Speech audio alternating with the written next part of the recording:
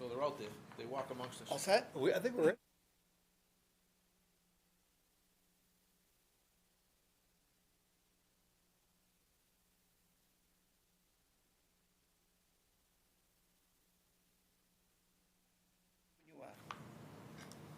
Okay, would it be an after 7 o'clock, or call the February 22nd meeting to order and start with the Pledge of Allegiance?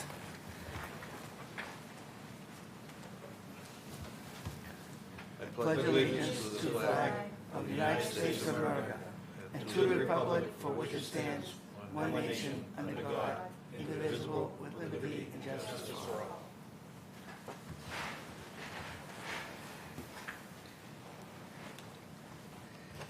Okay. All right, so the minutes hadn't been read, but did you read them, Amy? I did, I always do, but All right, then, I think we should just approve the minutes instead of carrying it over, if that's okay.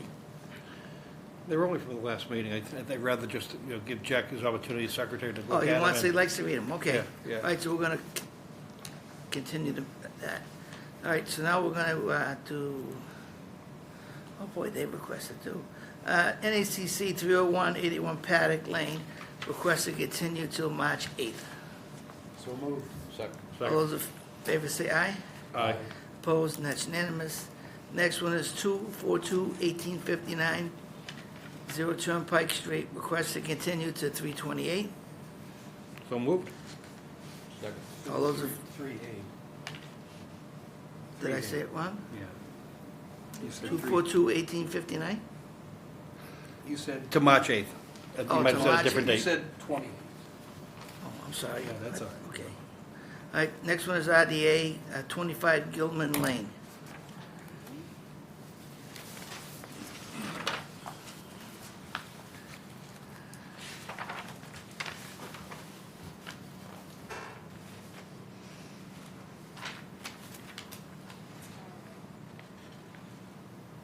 this application is for proposed in-ground pool, and the construction access is through the driveway over a small area of lawn in the outer reaches of the buffer zone to the wetland series A, which is on the south side of the driveway.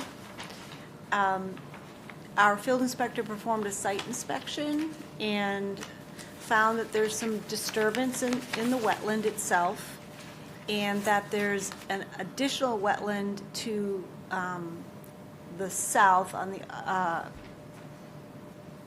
southern, just over the southern property line on 22 Raleigh Tavern. So that wasn't delineated, but that buffer zone definitely projects into the subject property and probably would put the pool in that buffer zone.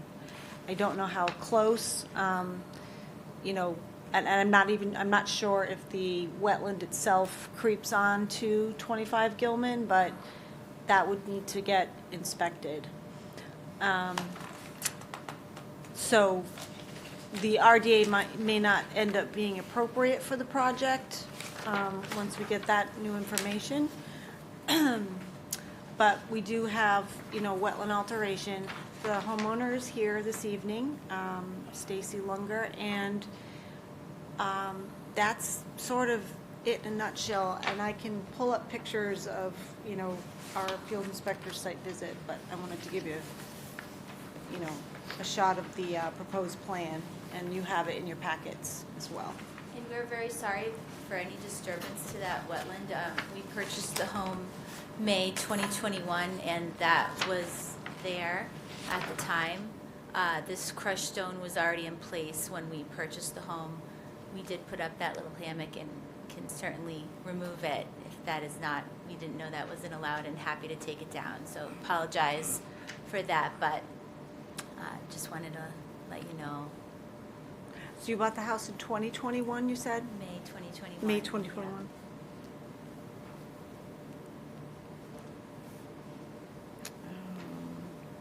When this survey, I believe the surveyor said that there was crushed stone along the wetlands as well. Yeah, that time. so you'll see on the plan that there's a crushed stone sort of dissipator that kind of funnels driveway runoff. That was called out on the plan. That's up against the edge of the wetland.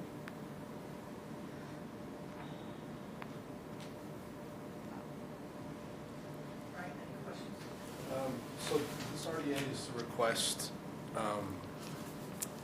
restoration of, like, what exactly is the No, RDA? it for? was originally for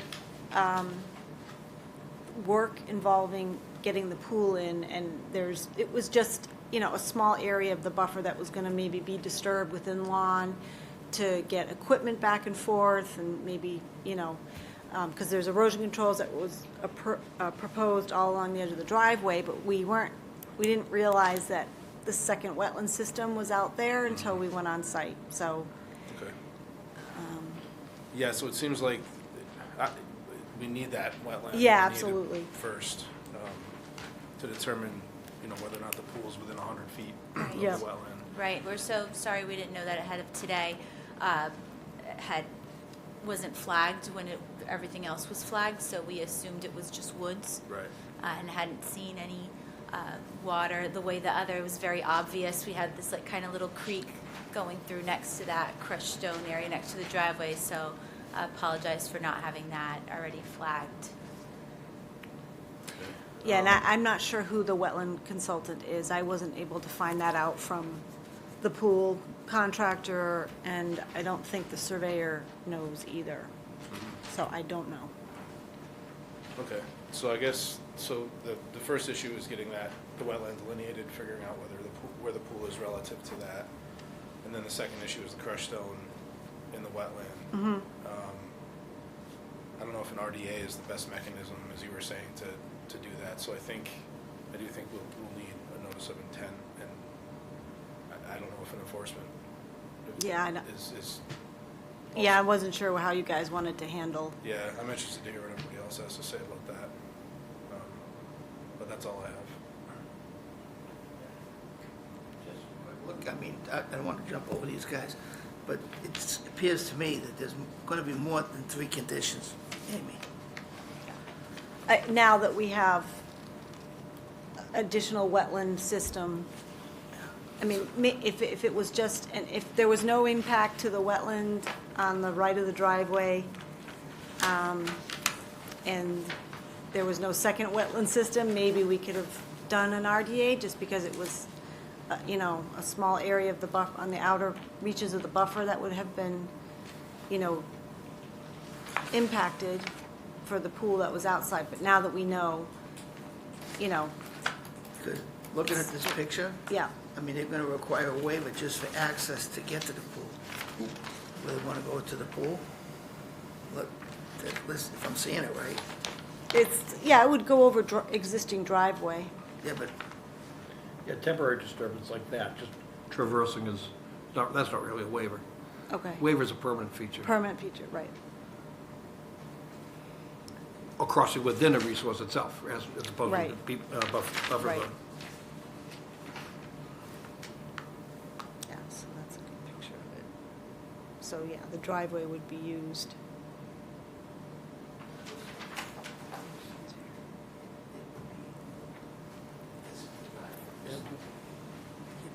It just comes out the table. Jack? Yeah, I think we have a lot of questions before we can really even move this forward. The first one is about the location of the potential wetland line that Ryan mentioned. Do you know, Amy, is that on the homeowner's property or is it on the abutter's property? Well, it's definitely on the abutter's property, and we're not quite sure if it comes all the way onto the Okay, homeowner's to property. be So it really determined. needs to get delineated. Yeah, Yep. I agree. The crushed stone, that's an unfortunate condition. It's clearly, anyway, I think probably the cleanest way to do that is to, now that it's known, to just put out a friendly enforcement order to have that be cleaned up. And just a comment, It looks to me like the driveway might be within the 25-foot no disturb zone, which tells me that, you know, maybe this wetland has creeped up a bit. So, you Yeah. know, I think we should consider that as part of, you know, how we deal with this one. But, yeah, I think we got to gain a lot more information before we can really move this forward. So Okay. that's all I have. So, when was this, how old is this delineation? How old is the wetland line? If we know. Well, I mean, the flags are still out there, so not that old. Well, Yeah, the plan is dated November 3rd of 2021, right after they bought. Right. Which I think is your issue. Is the flags have been there for, at least, they had to be there for the surveyor to pick them up. I think, I mean, I think we're talking about a flag line that needs to be, has staff gone out there to review the line? Yes. You have? Yeah, and we agree with the line. Are you satisfied with the A series? Yes. So then is the pool, are we considering the pool jurisdictional? Now we are because we know of that second wetland. So, Not before, but now probably. with that because- understanding, this is more sounding to me like a notice of intent. Yes. This is not an IDA. Right, and, right, So that's my opinion on it, is that this is a notice. right, and that's kind of what my recommendation is. I hadn't gotten that far. That's okay, All right, thank you. that's all right. I'm all set. And I concur with Al. I think this is an NRI. I mean, I agree completely, but on the same token, I pointed out, and as soon as you said when you bought the house, and I looked at the date on this, I mean, the engineer, the surveyor, and the wetlands scientist, whoever did the delineation, has an obligation to September provide you with the service that you hired them to do. They should, my first said was, well, maybe the wetlands are offside, one of my colleagues said, off the site. My colleague said that earlier, but the reality is they flagged the wetland on our abutting property, the town of North Andover's abutting property. They had no problem going over there to do that. So they really owed you, knowing what it is you were proposing and where you were proposing it, to really go out there and do all the reconnaissance to support that. If they had done that, you wouldn't have been filing an RDA. You'd be going right to RDA. So I would say that we can continue until we know where the line is, but it sounds like if you're only 42 feet to the property line, and that line may be up to the property line, in our windows, you can't get within 50 feet. You may even have a project that's not even approvable. So my suggestion would be to request a withdrawal without prejudice, get those answers, meaning we'll refund your money or apply it to your NOI. When you get that answer, then, make that next step, because right now, I mean, it's leaning more towards, you probably can't even build the pool if that line is as close as it may be. The stone side, how old is Gilman? When was that built originally? 1982. What? It was built in 1982. 82, so it predates the bylaw. So even the stone being there for some period of time may have been allowed back then. There may have been, it predates our bylaw. So it would have been no 25 disturb. So the whole fact of the driveway being there and the stone being there, it may be permissible if we could show it's been there a long time. Yeah. So I wouldn't even get into that. Looking at what I saw in the photographs, it looked like it might cause more harm taking it out than leaving it there, especially if it was previously allowed. A request to withdraw without prejudice, I think is the cleanest action that they can take, and we can address all of that when they come back before us. That's my opinion.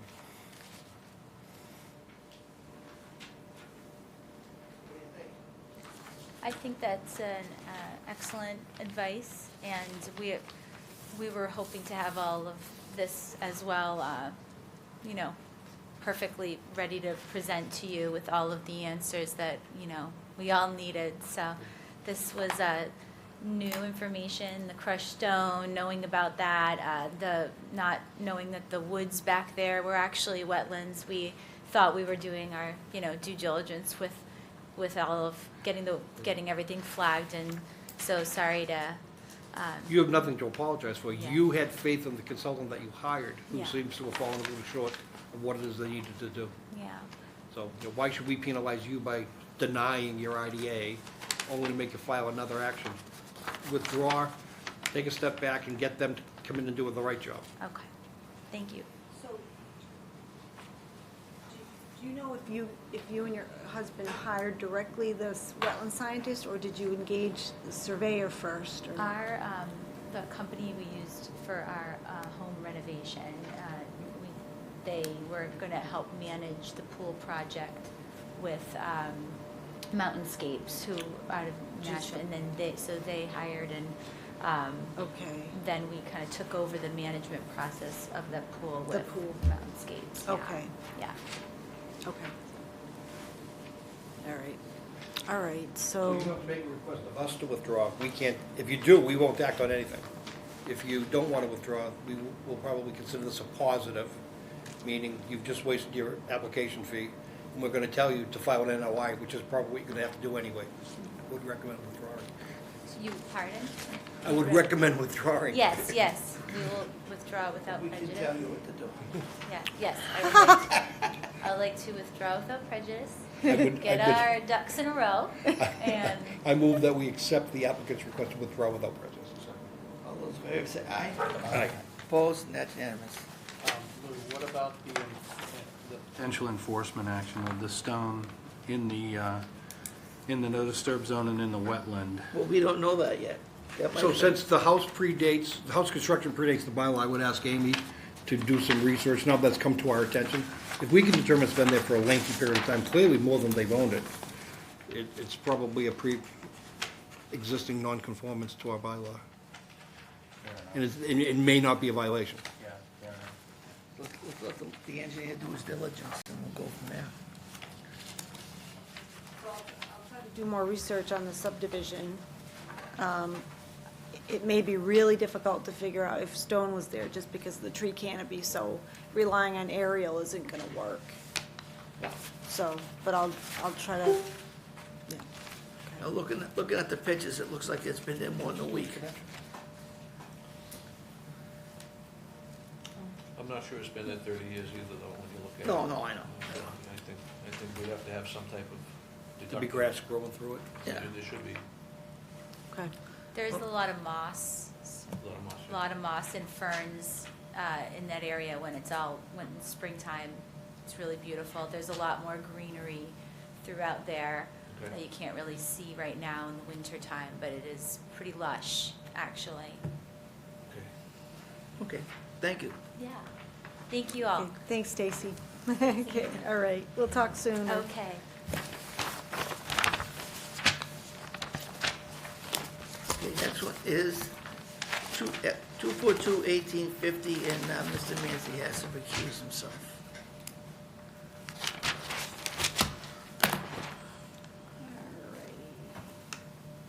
So that's Merrimack College.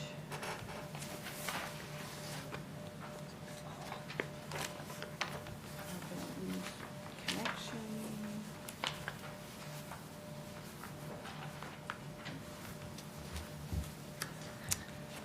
Alrighty.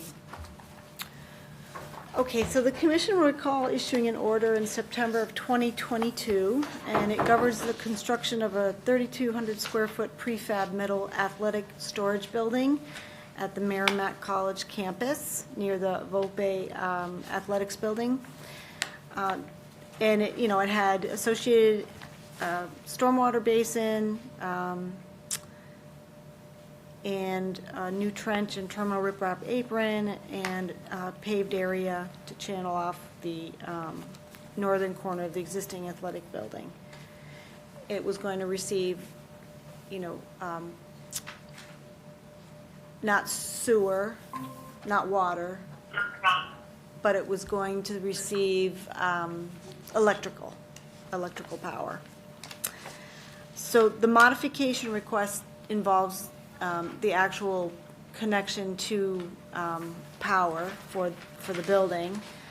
And it was originally going to be provided via an underground electric duct bank from an existing electric manhole located to the west of the new building structure. And I provided you with the approved utility plan, just so you refresh your memory on where the power was coming from.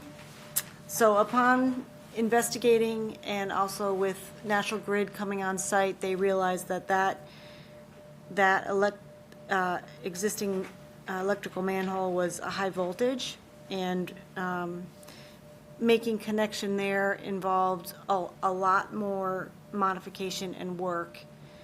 And so they asked me to come on site to look at their alternative, and what they're asking is basically to connect from an existing pole that is at the side of the Volt Bay building, run a line along the edge of that pavement, which is along the existing wetland. Let me pull up that. That was existing, right? And it will involve some tree removal and pruning within the 25. And this is it, right? Yeah. The first figure, I First, believe. oh, sorry. SK6. This one? That one there, This yeah. one, okay, all right. Oops.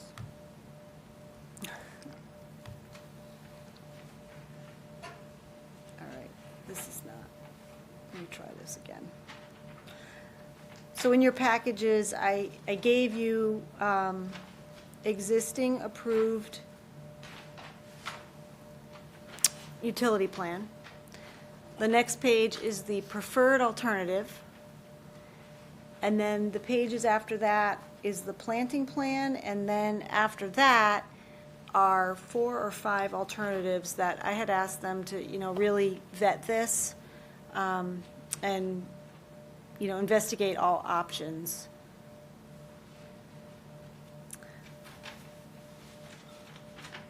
All right, and we have a rep from VHB with us this evening. Any questions? Questions right now?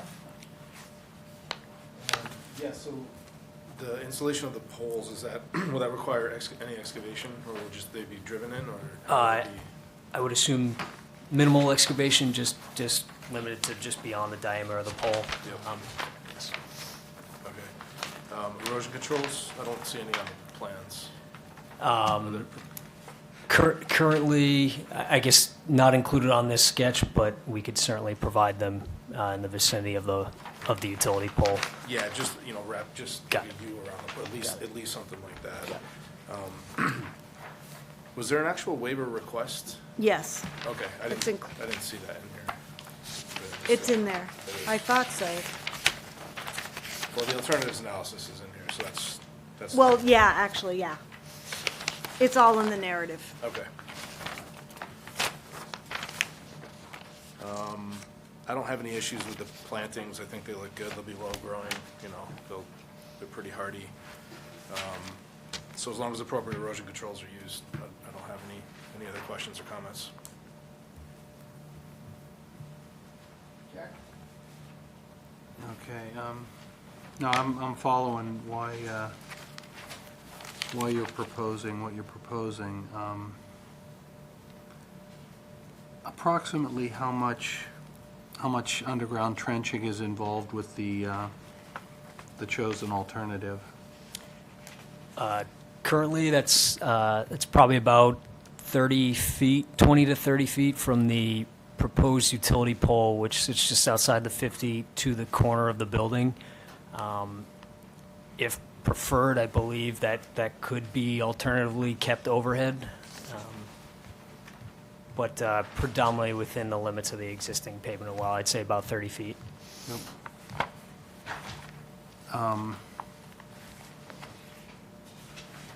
Yeah, I was looking at that alternative 4, which runs basically from the existing Merrimack Athletic Center into the storage building. That would have been cleaner, but it seems like the power balance is out of balance.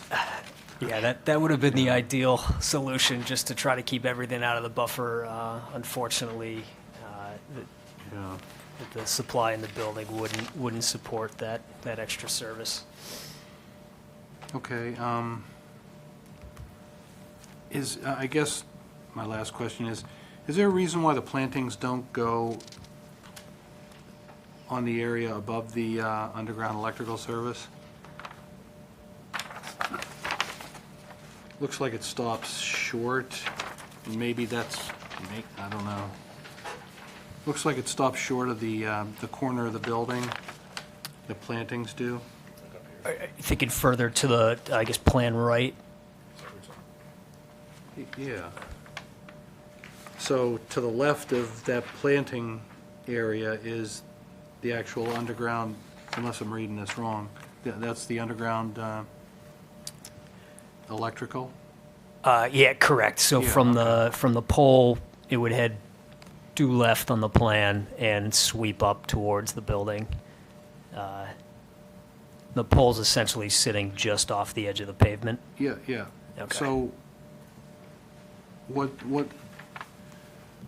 I'm just trying to understand this. Why would you, why did you stop the plantings from going further in front of the building? Because it's paved, right? Yeah, correct. That's paved? Yep, it's going to be okay. paved from, Okay, Correct. okay. I have no more questions.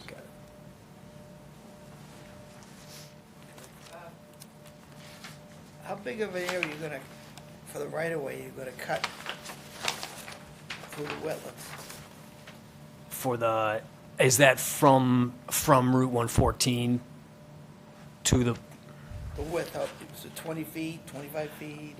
so my understanding is the clearance they need for the overhead wires is 10 feet. Yes, yep. I'm trying to get my bearings here. So the feed that you are looking for is gonna come off the 125 bypass, or it's coming No. off 114? Coming off No. the back of the existing building. it's coming off of, Well, it comes cross-country, Correct. parallel to the back of the old gym and. Yes, yes. You might, there's a photo in the page of the memo, we can point it out there real quick if that helps. This is the blue building that runs parallel to 114, right? Correct. So there's no poles on 114? Utilities? There's no other pole, I guess, that would avoid this route. There is, from the pole in the right of the picture, just off the corner of the building, is where we're proposing to run overhead from. That does cut diagonally back towards 114 and the 125 bypass. There's one other pole, Well, you're pulling the power from 125 bypass. ultimately, originally, yes. So, but there's no feed from 114, so you just, that short stretch? There is, Like where Royal Crest is? it's poles all on on that the side? other side of the street. Oh, it's on the other side? Yeah. Okay. We did evaluate further north up towards Austin Hall on the campus is the only other connection, and National Grid evaluated that, and it just wasn't feasible for them to pull, but that's about another 2,000 feet north up the campus, yeah. Okay, I was just curious, I couldn't remember where the poles were on 114 by Royal Crest. Got it. Okay. Joe? So the first question is administrative. I did not sit on the original hearing. I know nothing about the original process. Am I eligible to act on a modification? yeah. Okay. So that was opposed to the building being here initially, but I didn't get a chance to be at that meeting.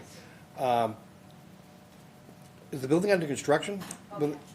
Yes, yeah, building, With all the brain trust over there, how could you not know this until now? I mean, we've got to ask that question.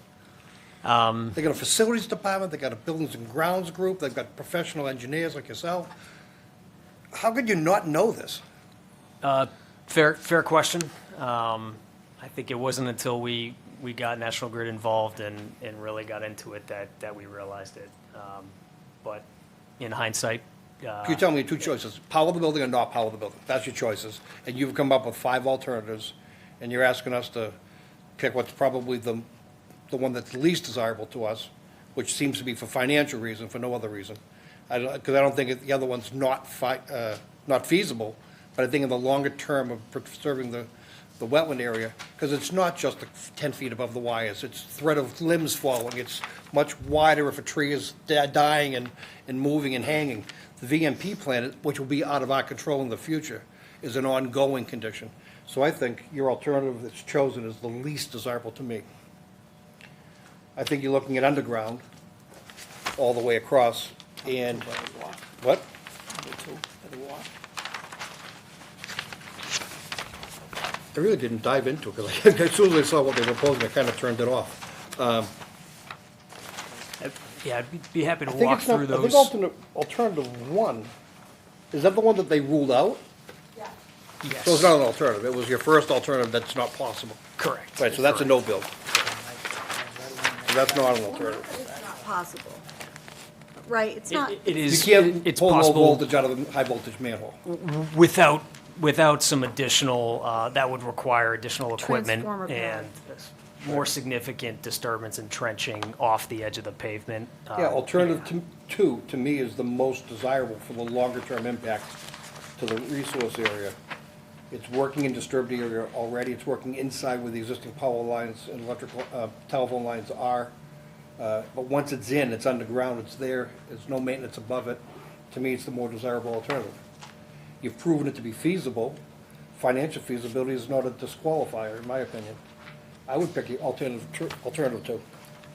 Just to clear, so alternative 2, we wanted to show the route as the thought process, but there are already too many risers on those existing poles that we, So what alternative is possible if you give me things that can't be done?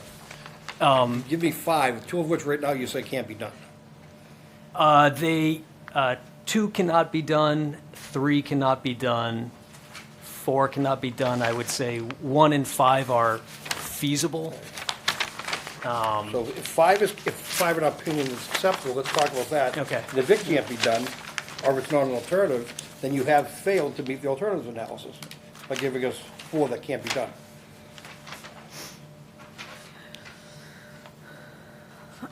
so we would have, number 5 would require, So number 5 is Louis' question, coming in off the highway. Correct. right, So But this- we saw that as something that would have significantly more disturbance, albeit a little further That's all away from the forested in wetland. yeah, And that's all forested. yeah. Correct, yeah.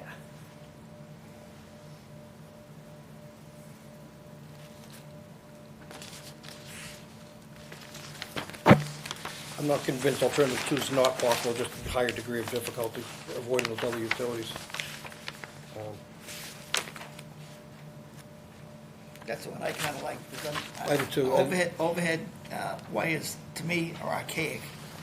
And you have the possibility of doing underground, because like Joe says, you're going through the woods there, that right-of-way is gonna go, that's why I asked how big the right-of-way is.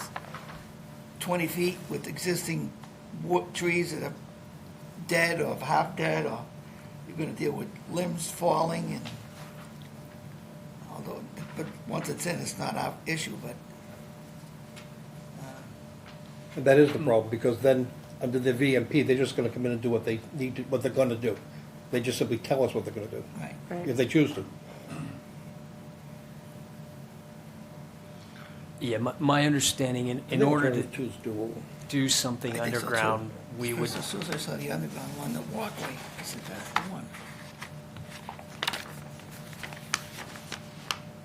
What were you saying, Um, Jeff, I'm sorry? so, yeah, we physically are not able to go underground from those existing poles, where you're limited by the number of risers and under the electrical code or standards, we're just physically not able to punch underground from those poles, so it would require an additional pole at some point to pull underground from that location. Additional pole or an additional pole box? A pole. So you'd have to go underground, then go above ground, underground, above ground again, then back to underground?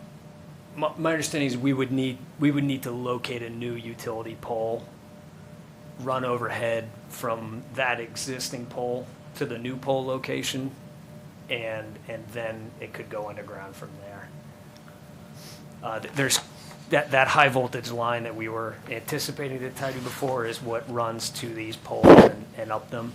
And that's the only reason why we can't just simply drop it at that existing pole. So you're saying you gotta put a pole where the existing pole is now? Somewhere in that vicinity, and dealing with. I'm gonna make a motion that we move to continue until we get an acceptable alternatives analysis. It rules out the ones that can't be done. Second. All those in favor say aye. Aye. Opposed? That's unanimous. The record has to show that I refuse on this, I have a conflict, and I did not vote.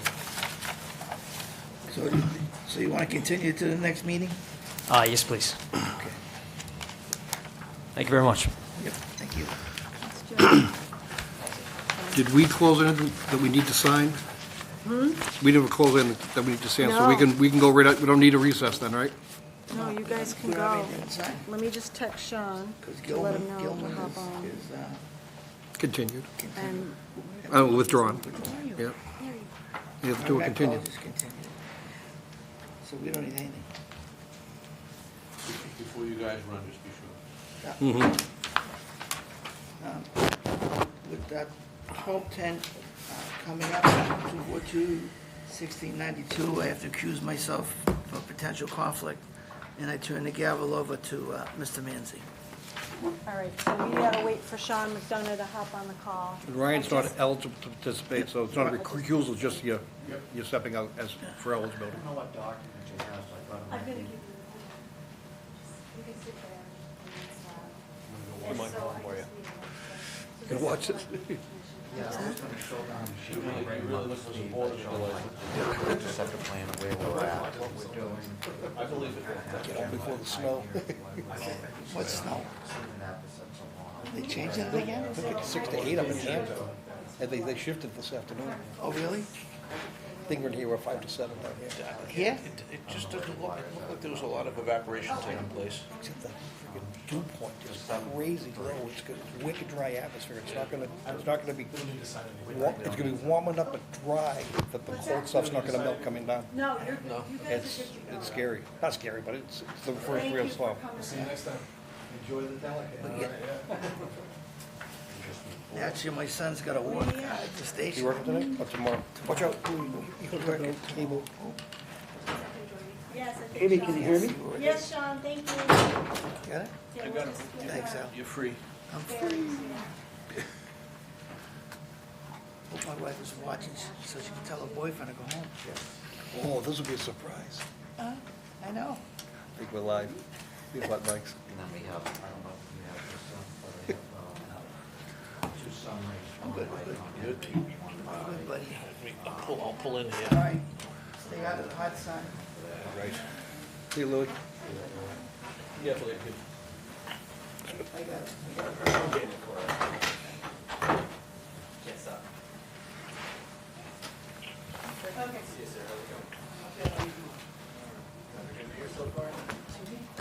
Maybe give Mike a package, if you have extra. I think there's extra. We only have Okay. 3 up there.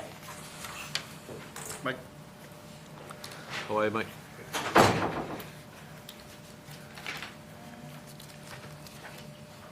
Did Sean join us?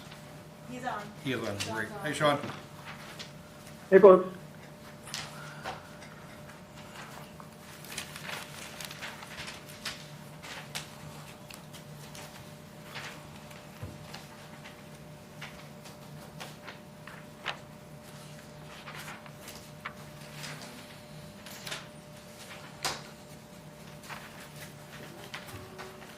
I'm sorry, Mr. Chairman, did you already call the matter? We're just, 1 second. We're just gonna get ourselves in order if we can.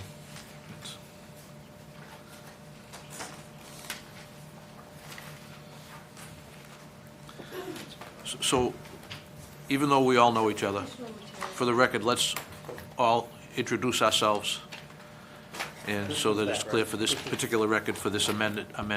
Okay. Very good. Good evening.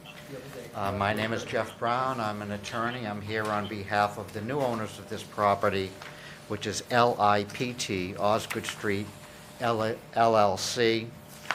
I believe calling in by phone is Ashley Gray.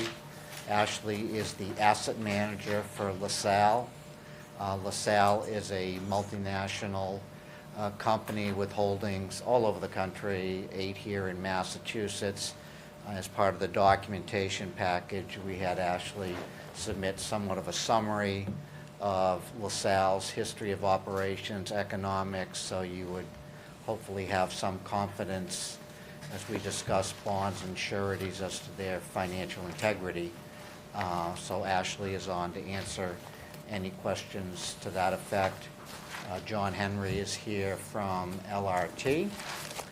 And did not ask Paul McManus, but you might remember Paul from Ecotech, Ecotech has been heavily involved in this matter as well.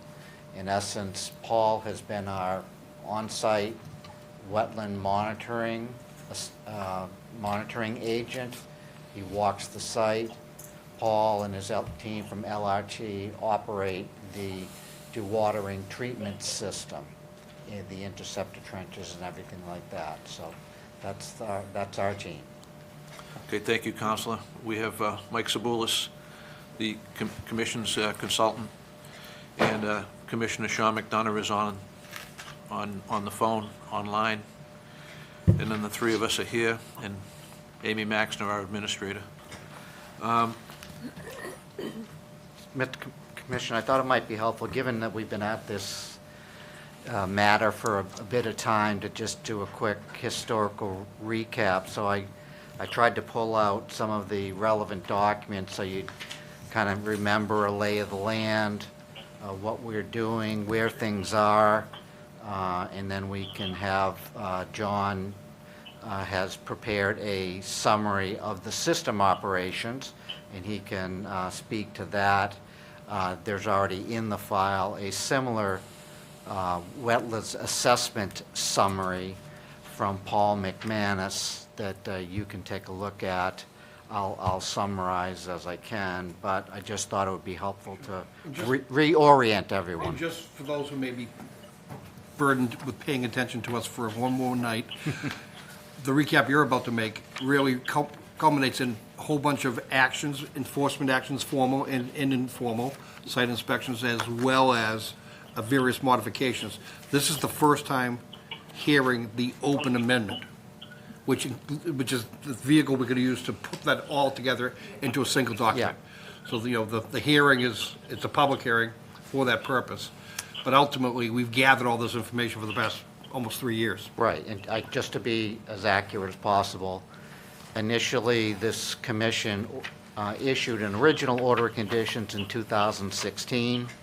The developer came back in 2018. There were some elevation changes to some of the buildings. So there already is of record a first amended order of conditions. So what we're considering tonight is technically the second amendment to the order of conditions. And it's marked as such in our worksheets, in our work product that was produced for us by our administrator for purposes of, to help us complete the amendment, and then eventually help us work that into a final order of conditions. I agree, and I think you should all be aware, having gone through this a number of times, I'll bet there's 100 documents listed and 50, 60 entries of various enforcement orders, meetings, and things of that nature. So Amy's done a tremendous job historically in putting this chronology together for you and for us and for the public record. So Amy should be commended in that regard. So in the interest of everybody being on the same page, Amy, has council been provided with the same paperwork that we have in front of us, the Second Amendment? The work, Yes. You have the Second Amendment worksheet that we have? Yes. With highlighted data and so forth? So, Yep.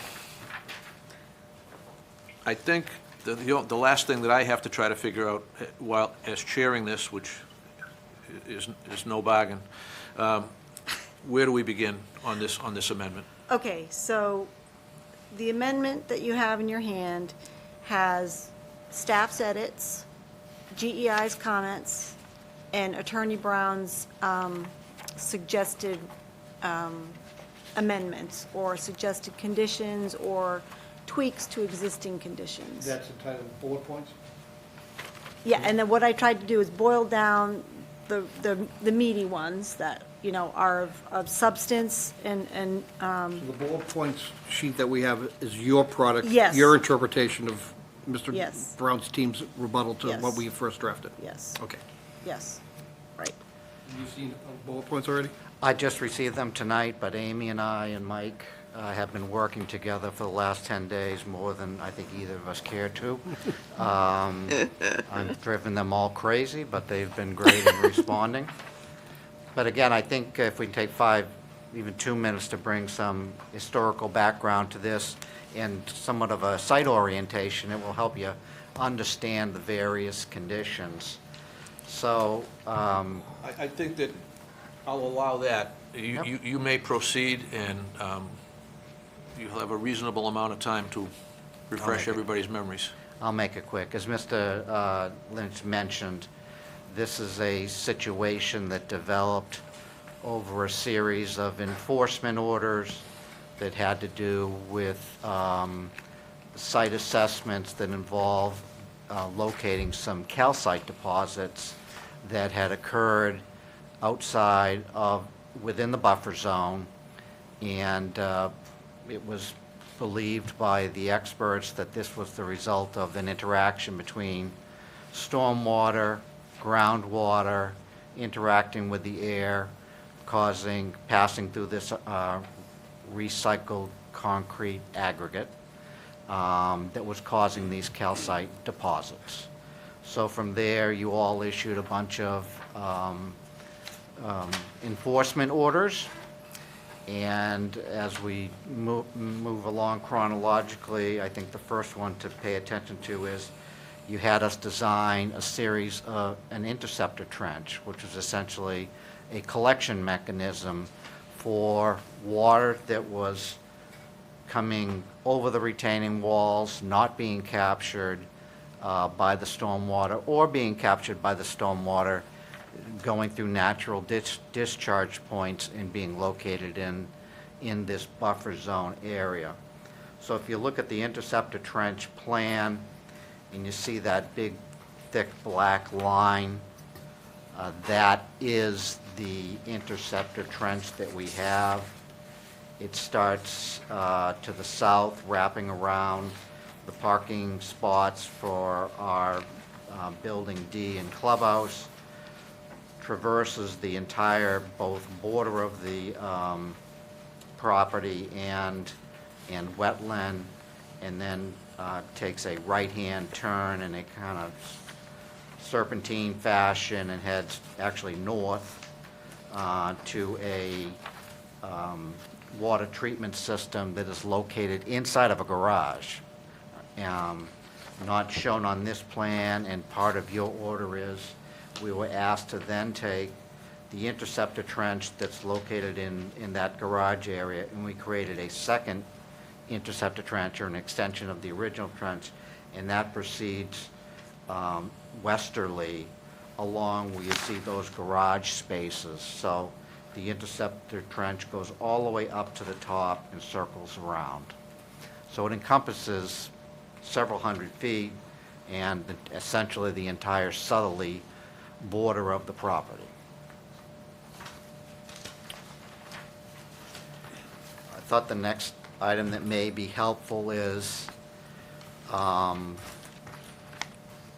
there is a document entitled Surface Water Sampling Plan, and I've highlighted 3 areas, SW1, 2, 3, and 4. As we went through the enforcement order process, this commission had identified these as the critical areas in which they had seen both calcite deposits, surface water breakouts, and these became the critical measuring points. So essentially, when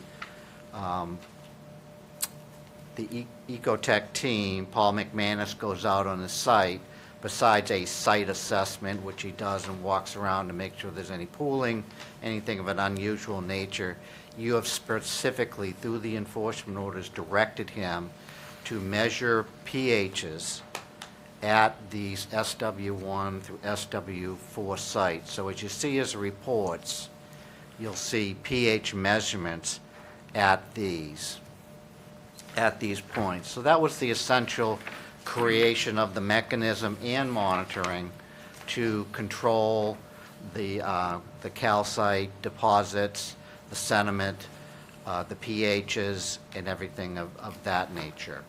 And so we've been proceeding along that track, and we've been operational since December 2019.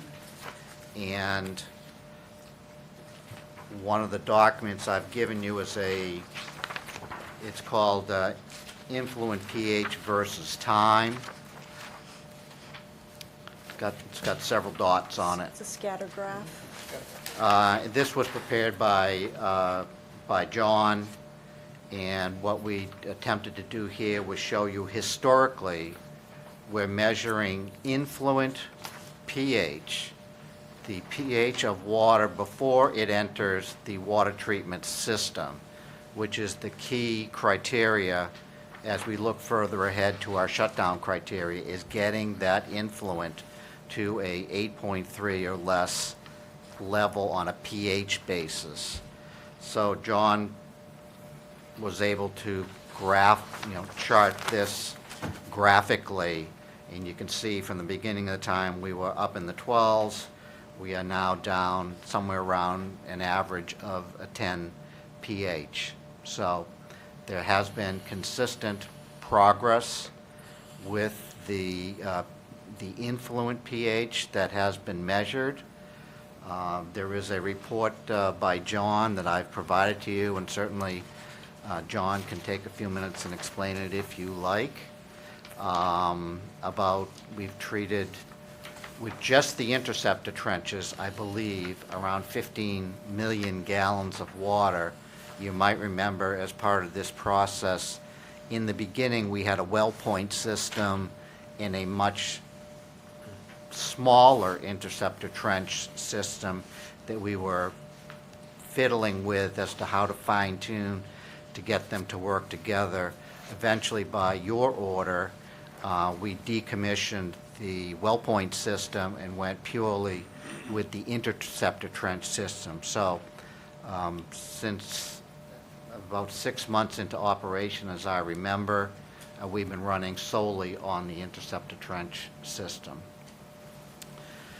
So the last, one of the documents I gave you was a wetland monitoring summary by Ecotech. It's dated February 17th. Do you have this one? I think that's the last page of your, of the packet I gave you. Last page of the package, okay. I have one dated February 21st. Would that be it? The LRT, That's LRT. LRT, and then in the I have packet another I copy. gave you, it's the, Ecotech is the last page. in It's the- dated February 17th. Yep. Yeah. And it's That one I'm not seeing. authored by Paul McManus. Oh, have thank it, you, Joe? thank you. Here you go. It's at the very back of the package. That one I'm not seeing. Oh, I don't have that. Okay. Does Sean have these documents? I emailed them, not Jeff's documents, but the documents I gave you. Okay. Again, in our exchange, all of these documents were sent to Amy as Yeah, I proposed didn't- documents to be added to the appendix of the second order of conditions. So we have no problem with them becoming part of the permanent record of the Okay. site. So I thought it would be helpful just to summarize. Again, Paul's monitoring duties are to walk the site, observe for seeps, observe for pools, observe for calcite formations, observe the wetland vegetation status, and measure the pH at the sampling points that you've set forth.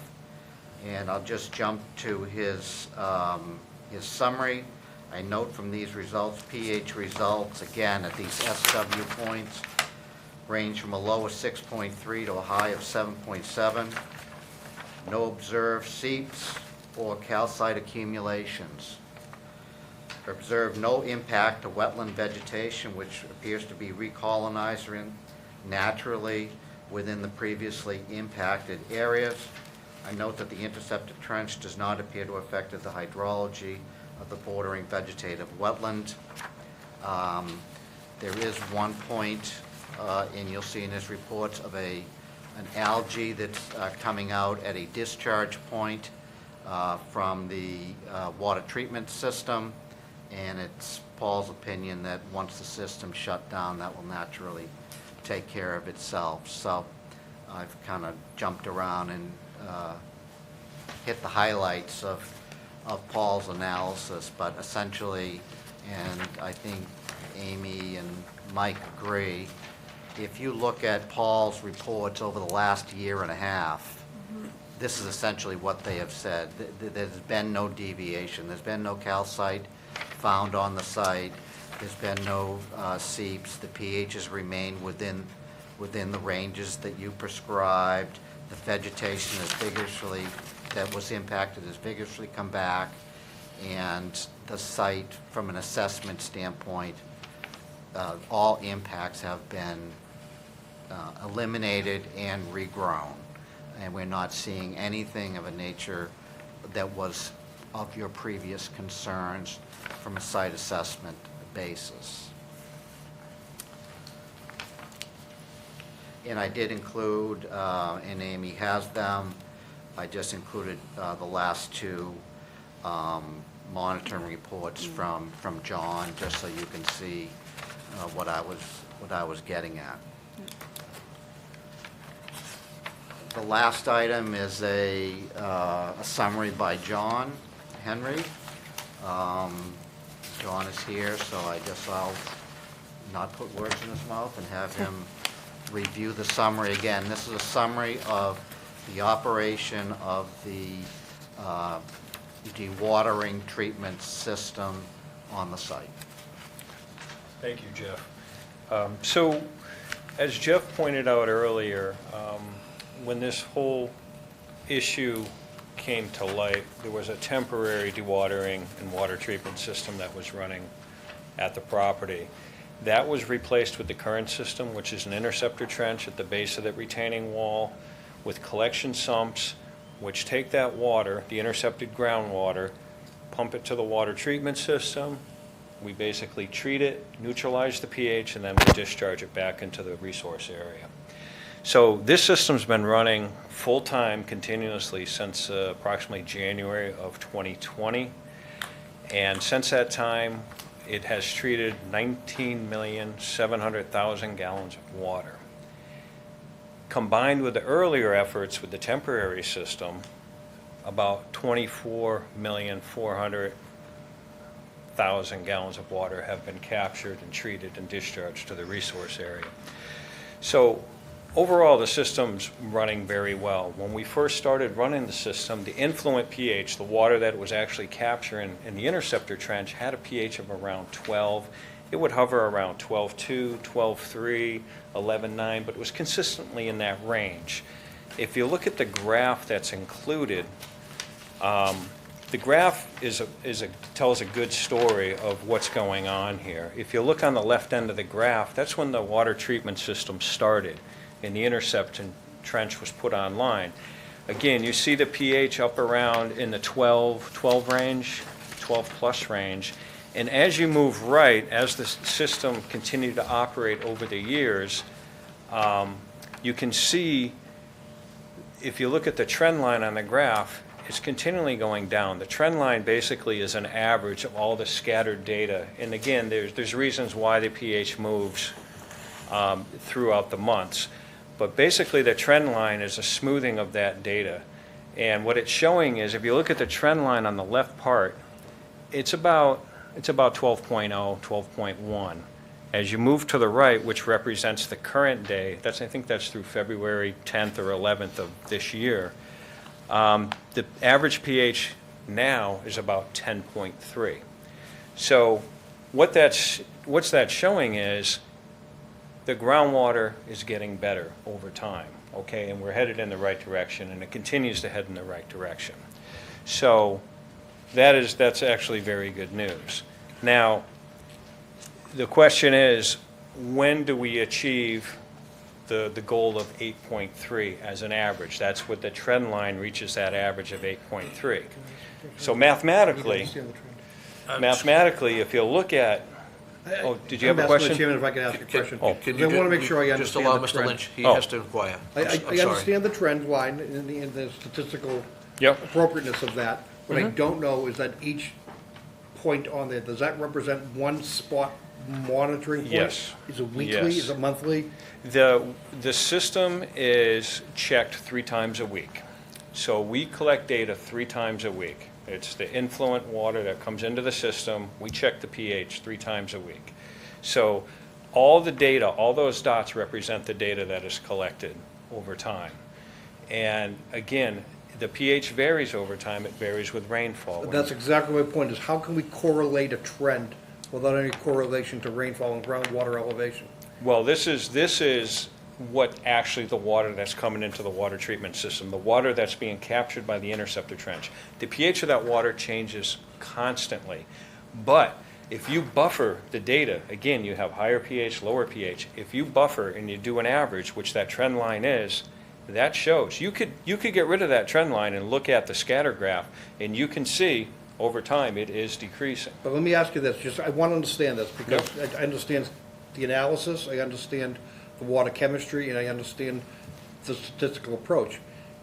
It stands to reason in periods of heavy rainfall, heavy infiltration, and heavy water migration, you're picking up effluent, you're picking up, calcium, in the water, in the soil, but you're also collecting a lot of water. It artificially drives pH down.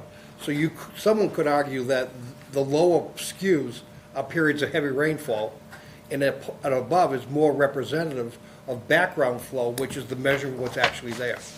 I don't know, unless you correlate where groundwater table is, that scatter approach in trending downward is an appropriate conclusion. Can you speak to that? Because without any correlation to where the water is, it would stand to reason in wetter periods, more water moving through, it's diluted, therefore the pH is lower. Right, but this data incorporates periods of heavy rain, periods of drought. But I can't tell you on the scatter graph, when you're plotting the line based on lower averages, are you taking advantage of periods of heavy rainfall that are artificially driving the real pH down? This scatter graph includes all the data we've collected to date for 3 years, all the data. Right, so I understand how it's done, it's Hundreds just a matter and of me hundreds of data determining points. whether that's appropriate or not. Okay. This- I just want to make sure I understood that. This may be helpful for your analysis of this, and I don't think anyone disputes, and John is right on point. When we have heavier rains, we have lower pHs, and when we have no rain at all, the concentration, we have higher pHs. But working with Mike and with Amy, our whole goal here is to achieve what we call shutdown criteria. In that shutdown criteria... That's the crux of the ultimate question here. Well, and what I think it is we need as to I explain identify. it, I think you'll see. But the shutdown criteria that we have discussed is an average pH of 8.3 over 30 consecutive days with no reading above 9.5. So, we have identified, or at least tried to identify, in the shutdown criteria, that you're going to have these anomalies when you have higher water, higher flows, or less rainwater, whatever you want to call groundwater. So I think the design of the shutdown criteria, while this is a graph showing we're heading in the right direction, you're absolutely right. There are some lows, but the shutdown criteria is going to eliminate the highs. I guess what's up on the floor for debate eventually is going to be, is 30 days appropriate, is 40 days, is it 60 days?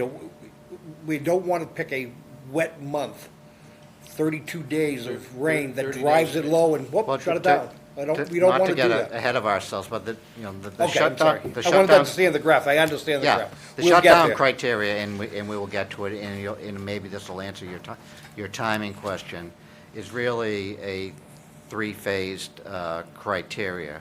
One, we have this empirical data analysis of pH. We then, once we achieve that, and there's constant reporting to Amy and to Mike, we then shut down the system.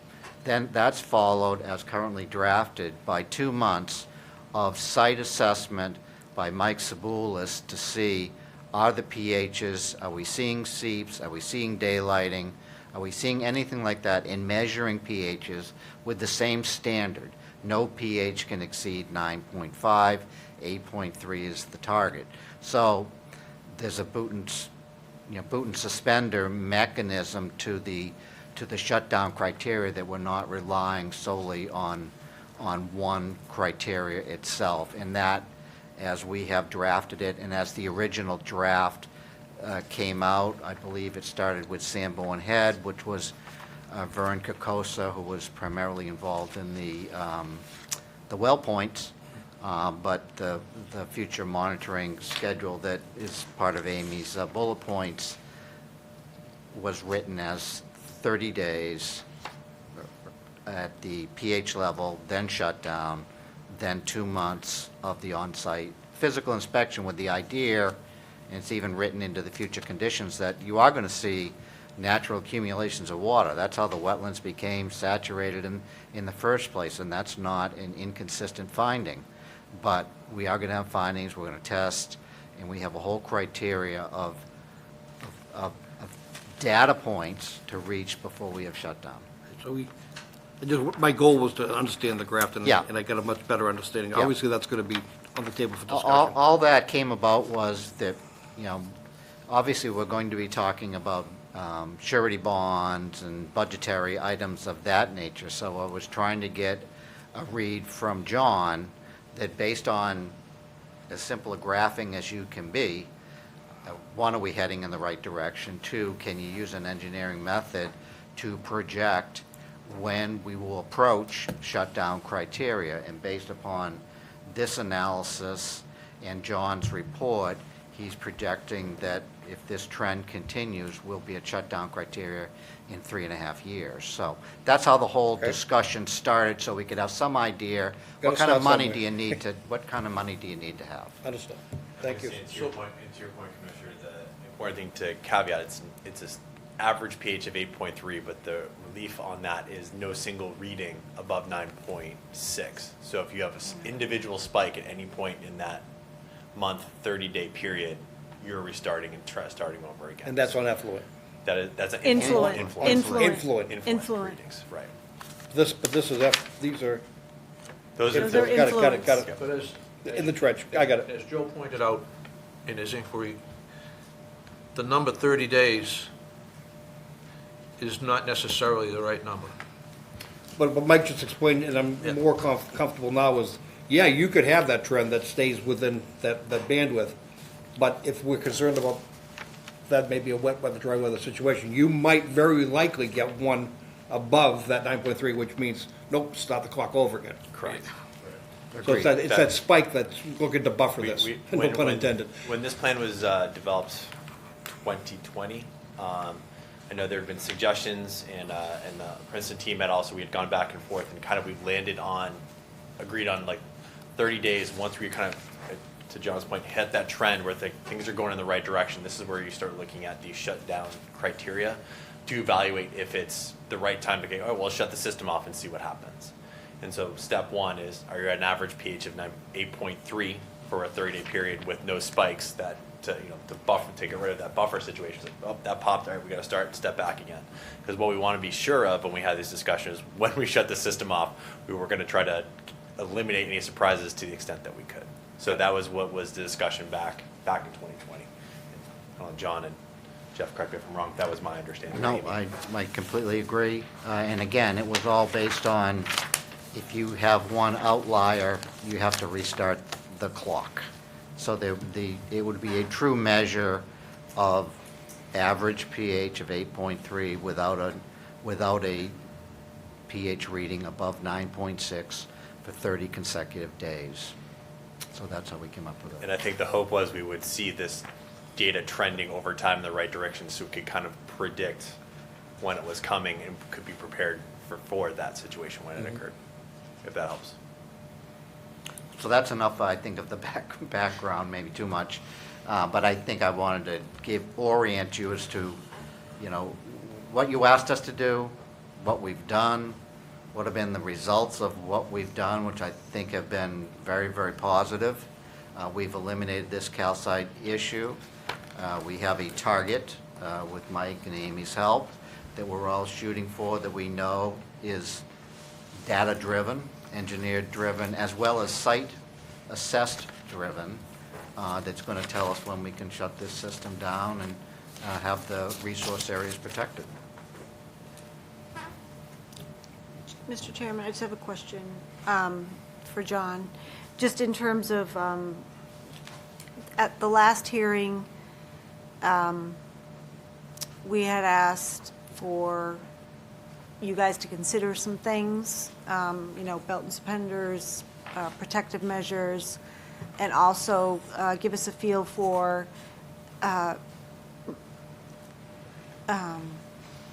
through the failure, that small window of failure that happened, that you guys, you know, looked at the system and, you know, you looked at the pumps and now you realize you have to do pump, you know, maintenance, stuff like that. So maybe just update us on that.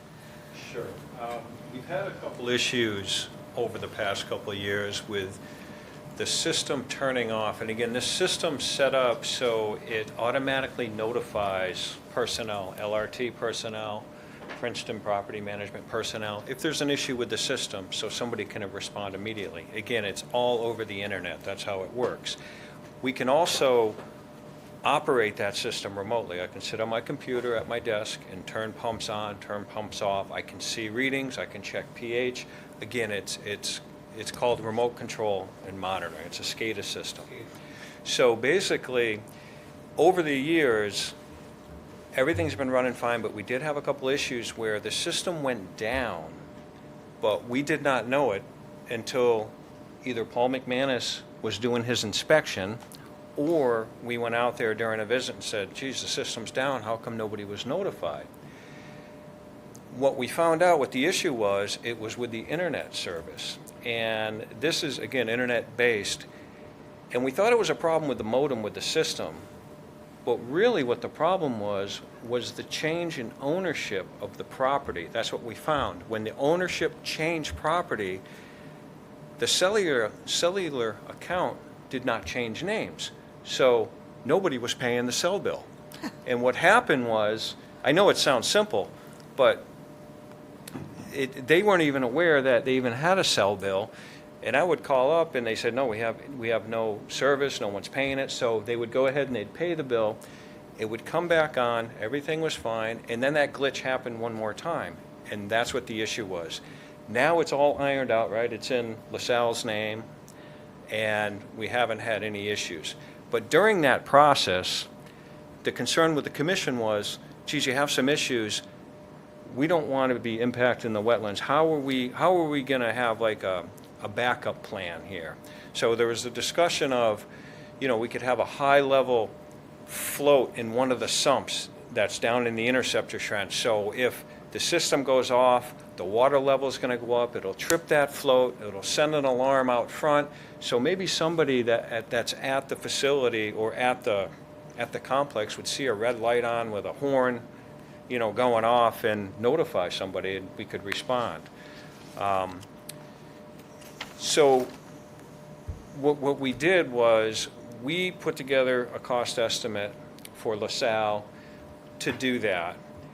The other discussion was, let's put a larger tank to hold the sulfuric acid that we use to adjust the pH. Instead of using 55-gallon drums, if we had a 300 or 400-gallon tank out there, we wouldn't have to fill it as often. During periods of heavy rain, when you're using a lot of sulfuric acid, there's no worry to run out. You know, you have 300 and some odd gallons. So that was another thing we discussed with the commission. So again, LRT is currently under contract with LaSalle, with Princeton Properties, to make these modifications. Okay. I would recommend moving forward with at least the larger acid tank right now. because, for those reasons I had mentioned, heavy rainfall, you have a large reserve capacity, especially over the weekends. You're not going to run out of acid. The system's going to continue to operate. Also, from a safety perspective, every time we bring acid, transfer acid, there's a risk. There's a risk to personnel. Obviously, we use PPE, but having a larger tank means less times you have to transfer. Instead of doing it weekly, maybe we do it every month or every 5 or 6 weeks. So from a safety aspect, it makes a lot of sense. As far as putting the alarms and the controls, again, now that the cell service is in the right name, the right party's names, in addition to LRT being more proactive with the operation and maintenance, I don't feel that, we need to do additional alarms. Again, we are out there probably at least once a week, and we do in-depth monitoring and maintenance out there probably at least monthly. We're recalibrating all the pH probes. We're checking the sumps, the pumps that are in the sumps. And what we found too, which was an issue a while back, in the interceptor trench, there's 6 pumps that take the water out of the trench and they pump it up to the water treatment system. We were noticing before during heavy rain, we couldn't keep up with the rain. And we weren't quite sure what was going on at first because the system is designed for 150 gallons a minute. And what we found out, we actually pulled the pumps out of the wells and we found that they had all hardness built up on them, just natural minerals. And because of that, the inlet screens were plugged, so the pumps weren't performing as designed. So we went in there, we cleaned it. Part of our enhanced maintenance now, which we discussed with the commission, we're going to do that more often, and we have been doing it more often. The pumps have been running flawlessly. Heavy rain, no problem. It gathers all that rain. Paul McManus during his monitoring doesn't see any seeps, doesn't see any breakouts, doesn't see anything overflowing. So, that's been successful. So again, I feel that now that we have the solution with the internet service restored, the wireless service restored, in the right company's name, the enhanced operation and maintenance that we've been doing, and just the way the system has been performing overall, I feel that, doing some of these modifications, like the acid tank, yes, I believe we're going to move forward with that. Jeff and I were just talking about that. The other alarms, again, I feel that having some of that redundancy, I'm not sure, if that's needed, quite frankly, because again, Princeton personnel are out there 3 days a week checking that system. I'm logging in probably once or twice a week, make sure everything's operating as designed. To go further, to put, high-level controls in the sumps and alarms and horns. I'm a little concerned having a horn on the building. It's one thing to have a red light if there's an issue, but to have an audible alarm in a property where, I don't know how many people live there, hundreds? 192 units. Yeah, I'm a little concerned putting an audible alarm that, that makes a tone if there's an issue. So, again, I know we're still talking about that, what to move forward with. Right now, my recommendation would be, let's move forward with the larger acid tank for the reasons discussed. If the commission's acceptable and looking at the track record, I would like to forego the other alarms. If you're adamant, that you feel that you need that redundancy, we're under contract to do it. But to me, as a professional in this field, I don't quite feel that we need to do that because we do have the automation, increased O&M that we're doing.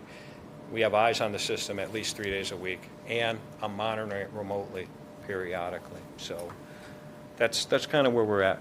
Okay, thank you, appreciate that. To further that answer, one of the documents I provided to Amy is the existing contract with LRT. It's dated January 18th, 2023.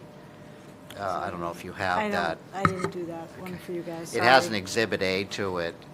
And Exhibit A is everything that was ever raised during any hearing about what we could possibly do to enhance this system, from one high alarm float to sump 1 to control panel programming, the 360-gallon acid storage tank, a whole assortment of things that have been discussed and budgeted for, and cost analysis. We have We know the cost to do all of them. I know based on John's recommendation, the current proposal that we'd like you to consider is have us do the replacement of the acid tank, the acid storage tank, currently I believe at 55 gallons, with a 360-gallon tank. For the alarm, if it's necessary, we believe the internet system has been rectified, but if you need a fallback, again, we're concerned about having an audible alarm next to housing that houses 192 families. John and I felt, and it's item number 2, would be a red flashing light that would be outside the garage of the treatment system, triggered to one of the, again, a float in the pump, and we propose to go forward on those 2 items, but we've incorporated them all, we budgeted them all, and we'll do what the commission feels is appropriate. Sections, so wait till the end. Well, So I heard everything you said, you just talked about on that.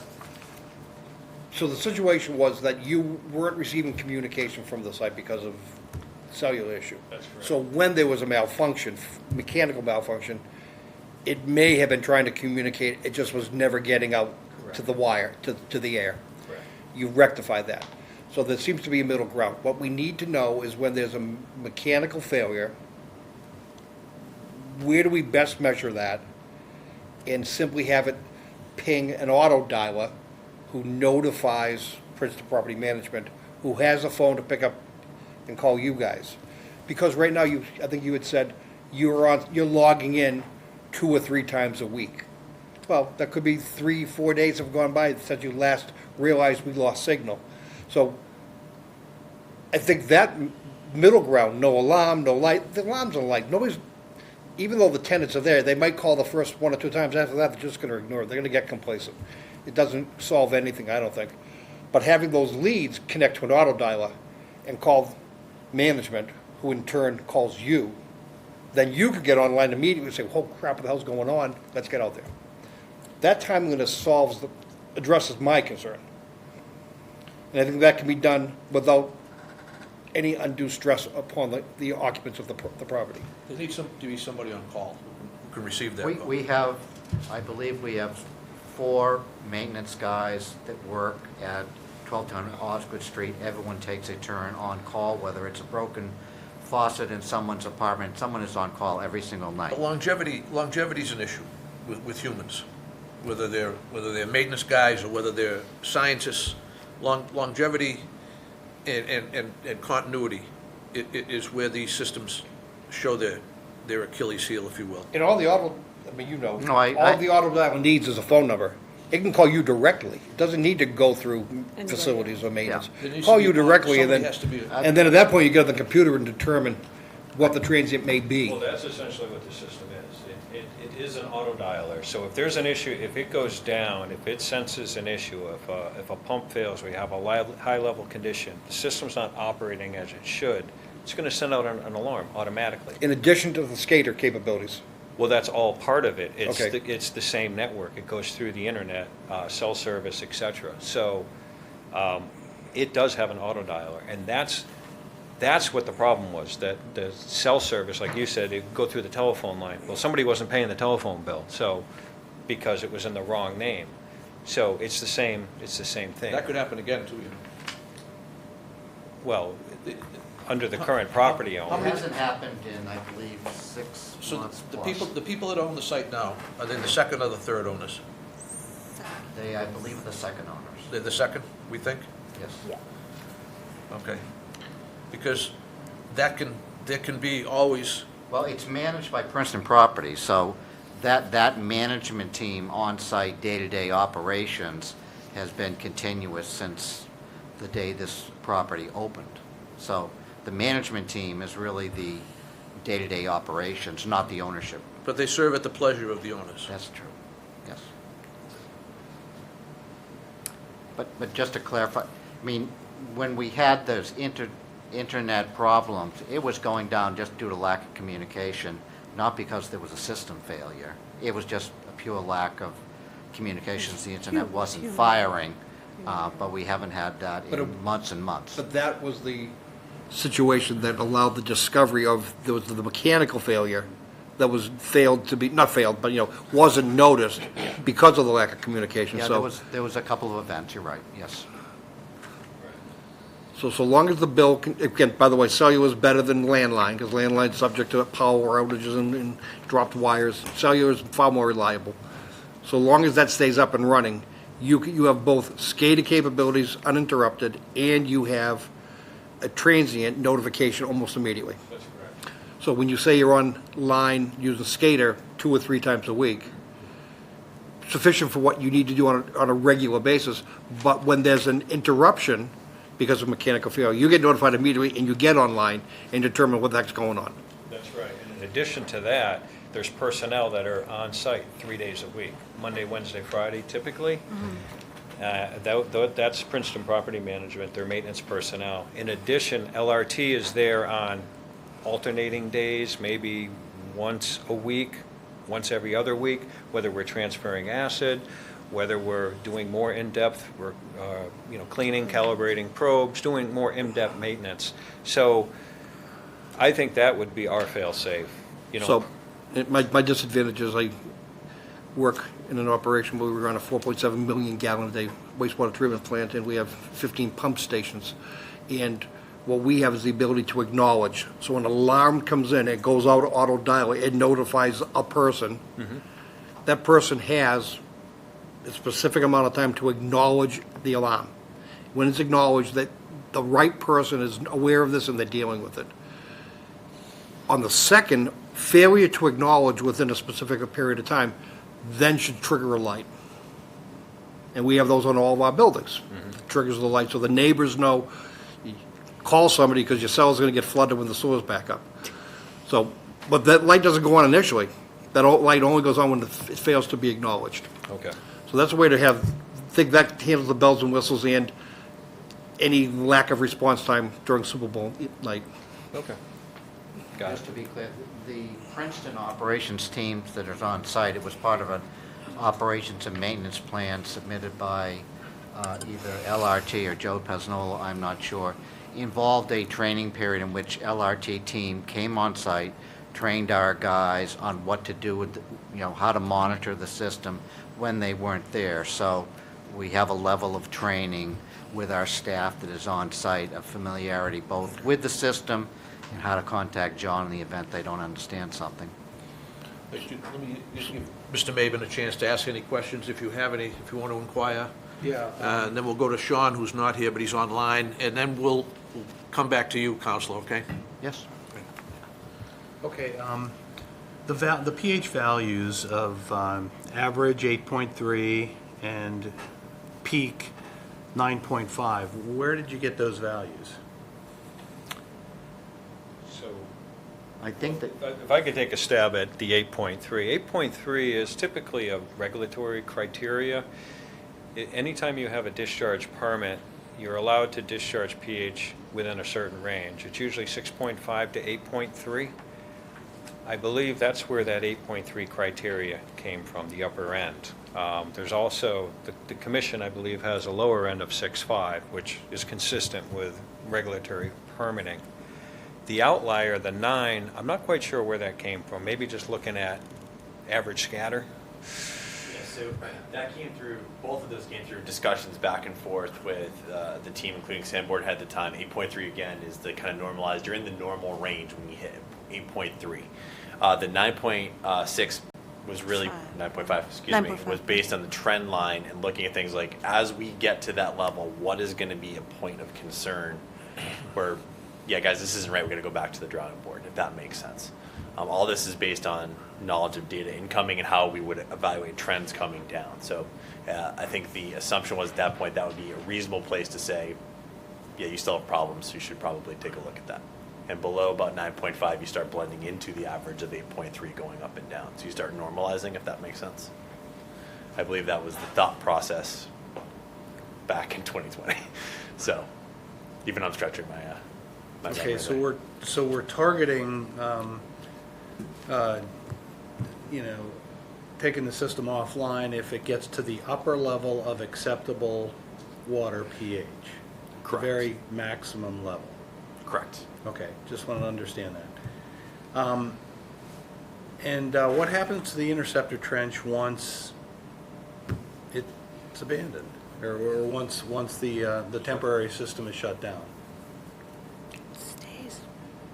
Doesn't it stay there? I don't Yeah, think we have There's any no, requirement, I don't think we have any intention of removing, nor have we been required by the board to remove it. I think the well point system still exists on the site, even though it was, by this commission, found to be not the most productive aspect, so they remain on site. I think we went further. I think we said leave it in state of readiness, yeah. should it be required in the future. It remains on site and ready. Yeah. We Yep. were happy with your interceptor trench, but we were concerned that those well points might be needed at the time. I think we tried it initially with the well points and found they weren't sufficient. We actually extended, after the well points were shut down, that's when we extended the interceptor trench southerly and northerly, or northwesterly. Yeah.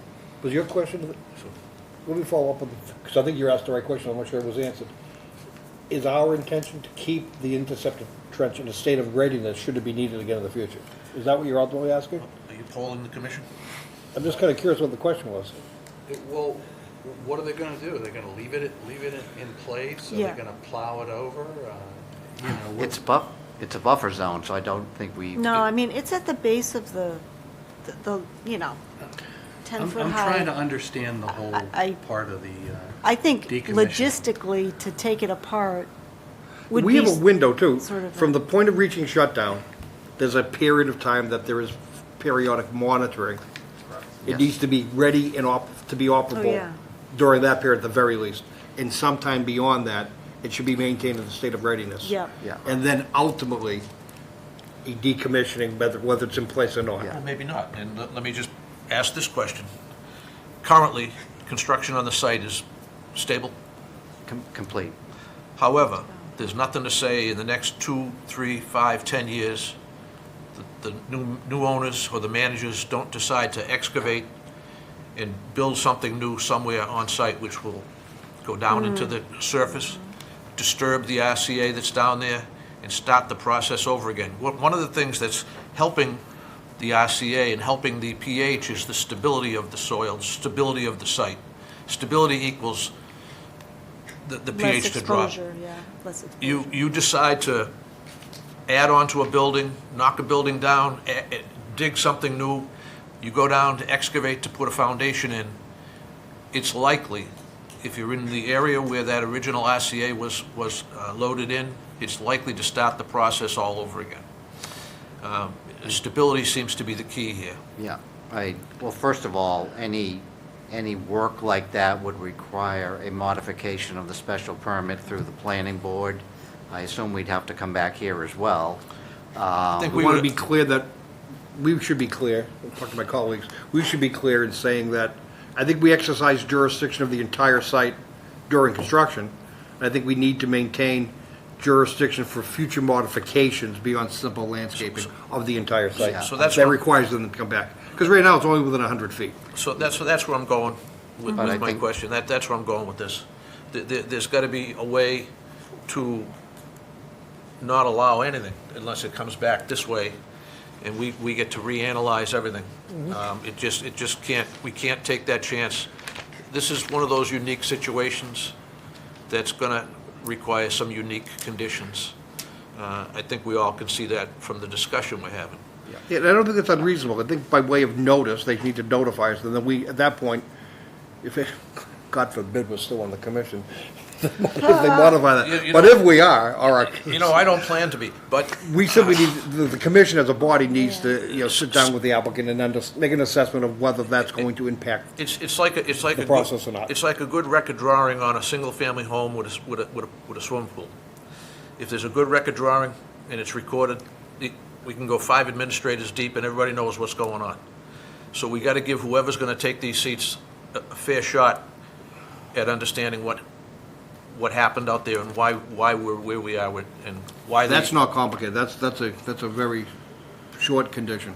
So anyway, that, I don't disagree with the condition. I can tell you, having been involved from the special permit status, we have 192 units, 4 buildings, a clubhouse, and a swimming pool on 4.5 acres of land. You're not changing anything. I don't think there's a spot we could dig a fence post in. well, But that's you're true, right, but you anything may- could happen. Somebody Anything may could decide to, Yep. that just to deconstruct a particular building, say, you know what, we could do a better job where that building is, let's knock that down and put another one in its place, we could do a better job.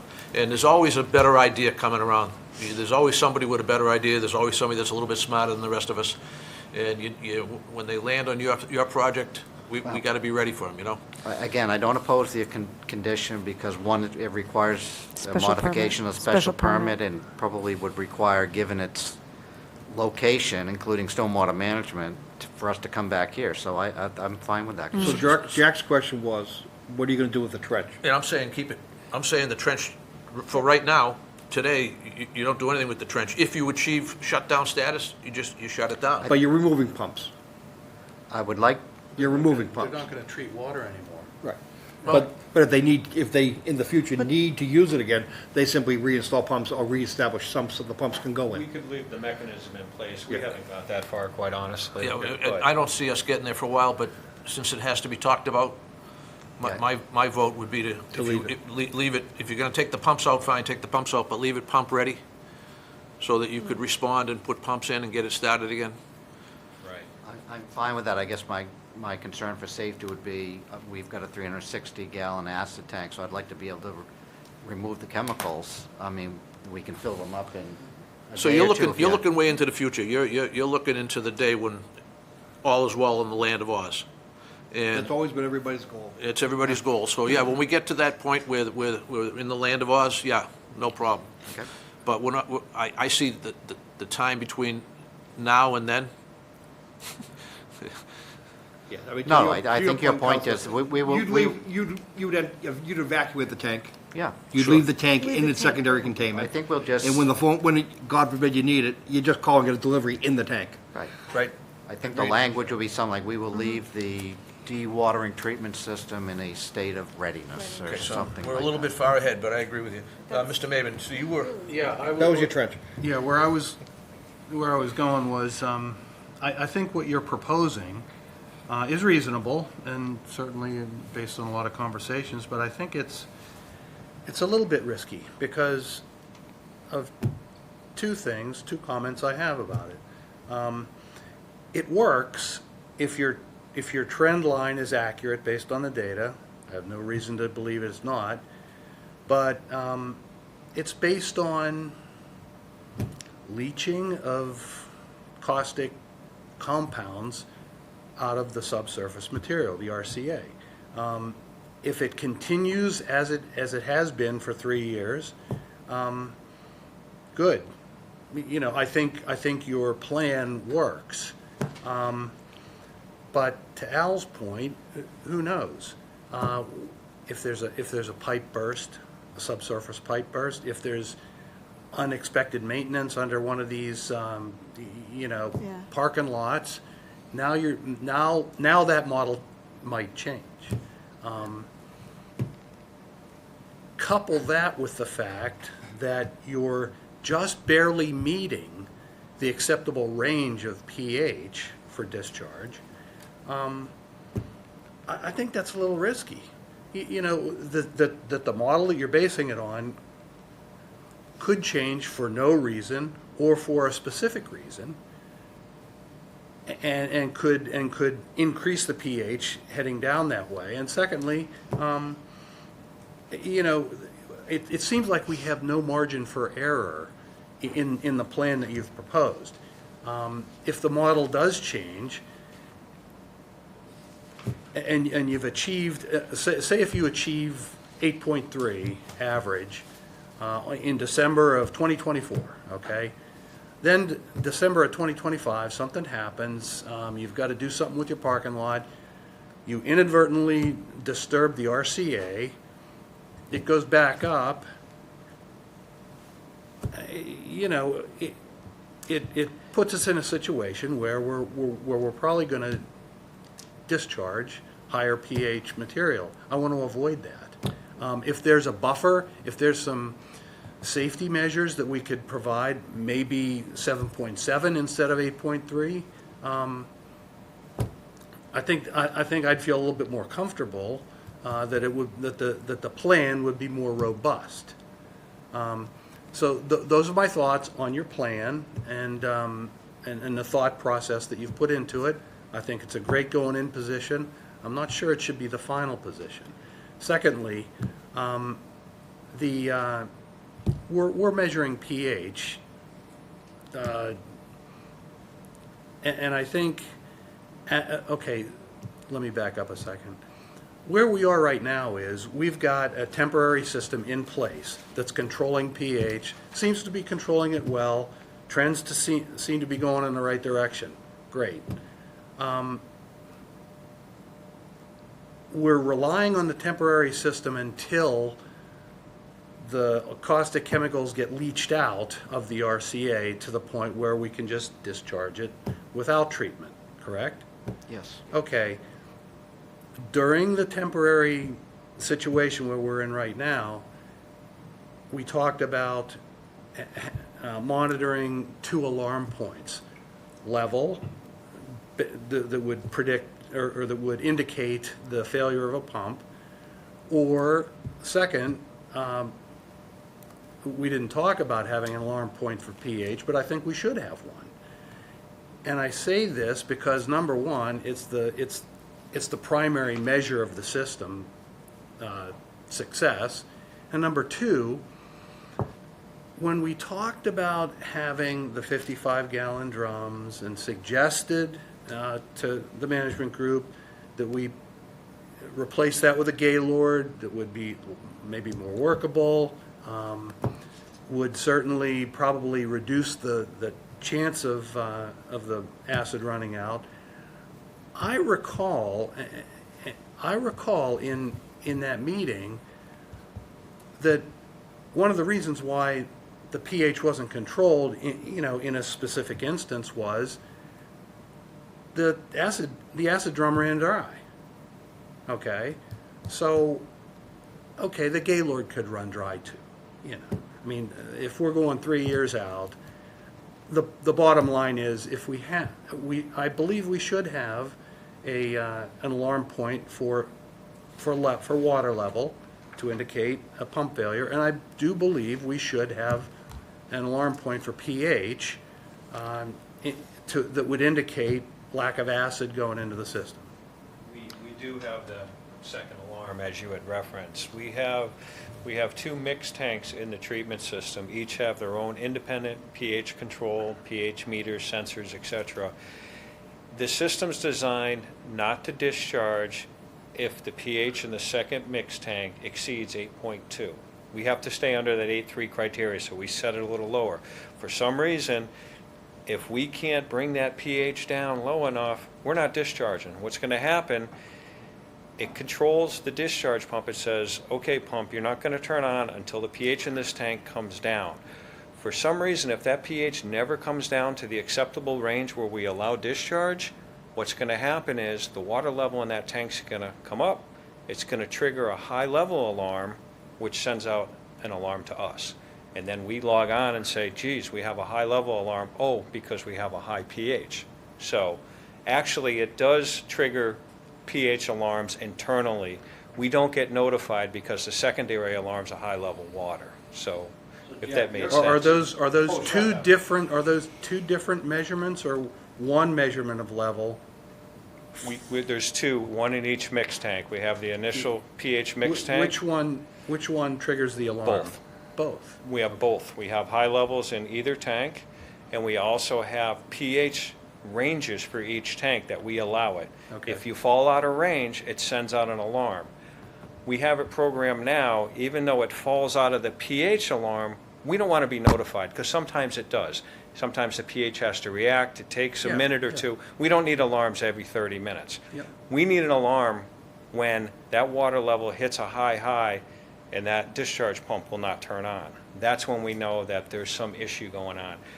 I'm trying to simplify it because I think You know, it makes can get sense. complicated how you do the I programming. think it makes sense, and I think, you know, as Commissioner Lynch suggested, that be on an auto dial arrangement, that it be communicated when the upset condition happens, and that the management team has a chance to react and correct in a timely manner. I'm hearing a disconnect. You're saying that's what's going on now during the operation of a treatment Yes, system? it already has that. You're saying to have pH monitoring post-shutdown? No, No. no. You're not no, saying that? No, I wasn't. No, for the temporary system. Just for the temporary Yeah, system? for the Okay. temporary system. No disconnect. Let me see if I want to give Sean. Yeah. Sean, are you still with us, buddy? Yes, I am. I'd like to give you the opportunity to inquire if you'd like to. I don't have any additional question other than what you all have already brought to the table, and I really agree wholeheartedly and support Jack's summary there of the points that he hit and the way he hit them. So I'm on board with Jack's position as well as the rest of you. Okay, thank you. Stay with us. One item that may help Jack be more comfortable with the shutdown events is even if we hit shutdown criteria, based upon the language that Amy and Mike have come up with, we still have on-site assessment monitoring, I believe, that we've proposed for the next 2 years. So if that system, like you said, a pipe breaks or something, you know, we are going to have people on the ground looking out for these things even after shutdown. So that's a condition that is in the proposed second amendment to here and in the shutdown criteria, the future monitoring criteria. So there is again another bootstrap mechanism. Okay, so if Can I have the number of that condition so I It's can look it over? 69. 69. Yep. While you're looking that up, if we leave the trench in place, which makes sense for many reasons, one is not disturbing the buffer zone that's already disturbed, and two is to maintain it in a state of readiness should it ever be needed again over the time that you're having this monitoring for a couple of years out. But lastly, the interceptor trench was intended to collect it around the perimeter and pump it up. Are we creating a new hydrology into an area where we never saw flows? Because all the other flows were sent out around the back side, the front side, and then down. Because now that trench is going to overfill at some point. It should, because it's a weep. It's going to get over top hay bales and get out into that adjacent area. Is that a healthy thing? Is it a bad thing? I think when it was first proposed, I think Paul McManus asked to install, I forget what they call it, but a way to feed the wetland if it needed to be fed. But his reports are saying as things are operating right now, we have, that one discharge point that is flowing into the wetland, that doesn't seem to be impacting the hydrology or the health of the wetland that way, or that's not what you're asked? No, exactly. I'm That's not sitting what here you thinking, asked. listening to Okay. you and thinking about the way this functioned before anybody turned a Before shovel anyone's out there. And Attorney Brown said that earlier. These wetlands exist because there was groundwater there to begin with. And this groundwater is still getting there. It's just getting through the trench, intercept the trench first. The intercept basically pre-treats, Retreats. gets the solids out and comes up and overtops. It's the same groundwater that's getting to the adjacent wetlands that always got there. I think Yeah, one way I to think that's answer fair it to may say. be, there are two different discharge mechanisms. Currently, we have the water treatment facility that has a discharge point. And when the system goes into shutdown criteria, you have a whole entire stormwater management system with multiple discharge points throughout that retaining wall that now feeds into the buffer that provides that natural Overland flow. water that's going to, do what it did pre-development to serve those wetlands. So that's the goal here, is to let the stormwater system do its job and discharge into the same area. Because we're only intercepting groundwater. We're not intercepting any surface water infiltration. You could No. argue it finds its way down, but all we were trying to get was recharged to begin with. The groundwater was there. Correct. So leaving those trenches there has, to me, has no detriment to the adjacent wetland either, I thought there other was than pH. I thought we were capturing some surface water. Think so. I With don't the- believe, with the- unless well, it's with the naturally weird- falling on that buffer area, which is a couple of hundred This square intercept feet. was just taking the So- weeps through the wall. There was a breakout, Through there was the a wall and breakout under the wall. somewhere in Yes. the pavement at some point. In the Do you recall? corner, the corner of the building. There was a There breakout. This is a separate, that was a separate issue. Right. Yes. So where did that go? We're That's- jumping ahead a bit. Building B is away from the next to the retaining wall is the clubhouse. Then we have a circular rotary where the traffic circles. Then you have Building B. So the problem we were having at the corner of Building B, we had a seep that was occurring during heavy rain events. And so it was coming across, it was not being captured by the stormwater management system, and you asked us to do something about it. So we came up with a French drain that now captures the seep at Building B and directs it subsurface, and so it's now being captured by the stormwater management system. So it's not, I don't know, 200 or 300 feet from the critical area. It's farther off-site. It's farther off-site from the buffer zone. And the commission will also recall that LRT proposed and was allowed to place short weirs on all of the stormwater discharge points that come out of the retaining wall to collect low flows and direct it into the trench.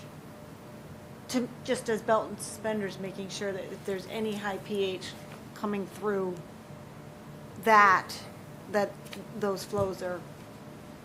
Getting into the It's the low trenching flow. and getting into the treatment. Yes. Yeah.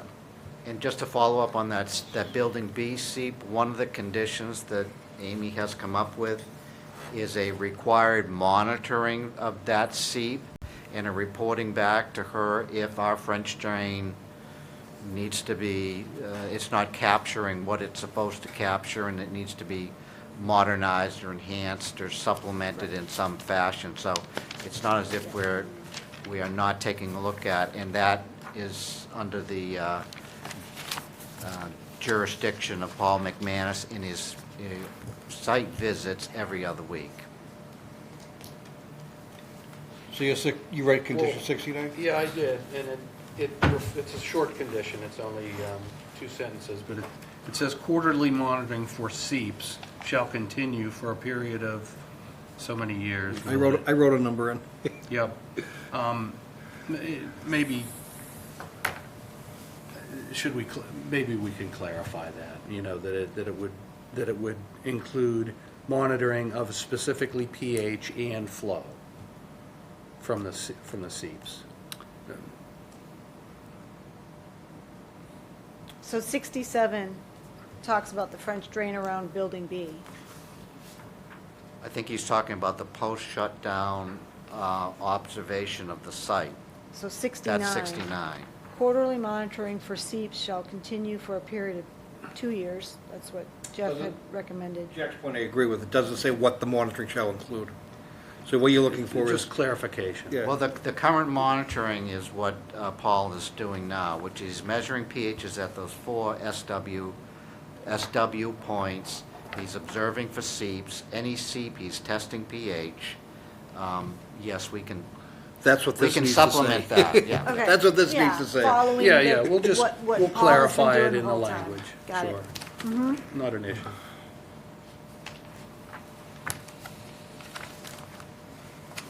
So, speaking of Paul McManus, one of our, and I know it's the first bullet point in Amy's commentary if we're done asking questions.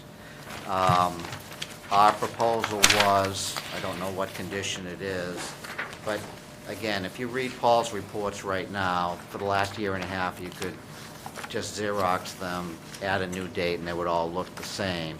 So we were hoping until we're starting to approach shutdown criteria, that we could reduce his on-site monitoring to once a month. But when shutdown criteria is occurring, or in our future monitoring, there are some temporary shutdowns that Mike and Amy and I haven't really worked out. We think that might be something left over from the well point system. Anyways, whenever there's shutdowns, we would have Paul there twice a month, as we're doing now. So that was one of our proposals. I think we need to have the alarm systems in place and working prior to relaxing that condition. Well, I don't think Paul's just measuring, doing site assessment. The wetlands impact, the habitat. Yeah, he's doing surface water quality testing, pH testing, and Yeah, he's not testing the We do system. that testing right now. Every other other week. week. Every Every other other week, right now. And you were asking us to modify it to what? Once a month. And your basis of that argument is that Under current conditions, it's all for the the same. longest time, there has been nothing changing every other Correct. week, Correct. let alone month after month after month. Yeah. There's been no change. I don't think there's been a change in a year and a half to 2 years. That doesn't give me heartburn. But is Paul McManus also doing the habitat, biology and habitat? Yes. He did the- all right. Yep. So he did, you read something into the record earlier, recent letter from him, kind of summarizing where we are now. The only thing that was hanging out there was the fibrous mold. Did we ever figure what the blob was? And it's still there, we say. Yeah, but It's at the shrunk. discharge point yeah, of the water treatment system. So Paul's theory is that once you shut down the water treatment system, That's gonna go natural conditions will take over, and that will go Will just away. dry up.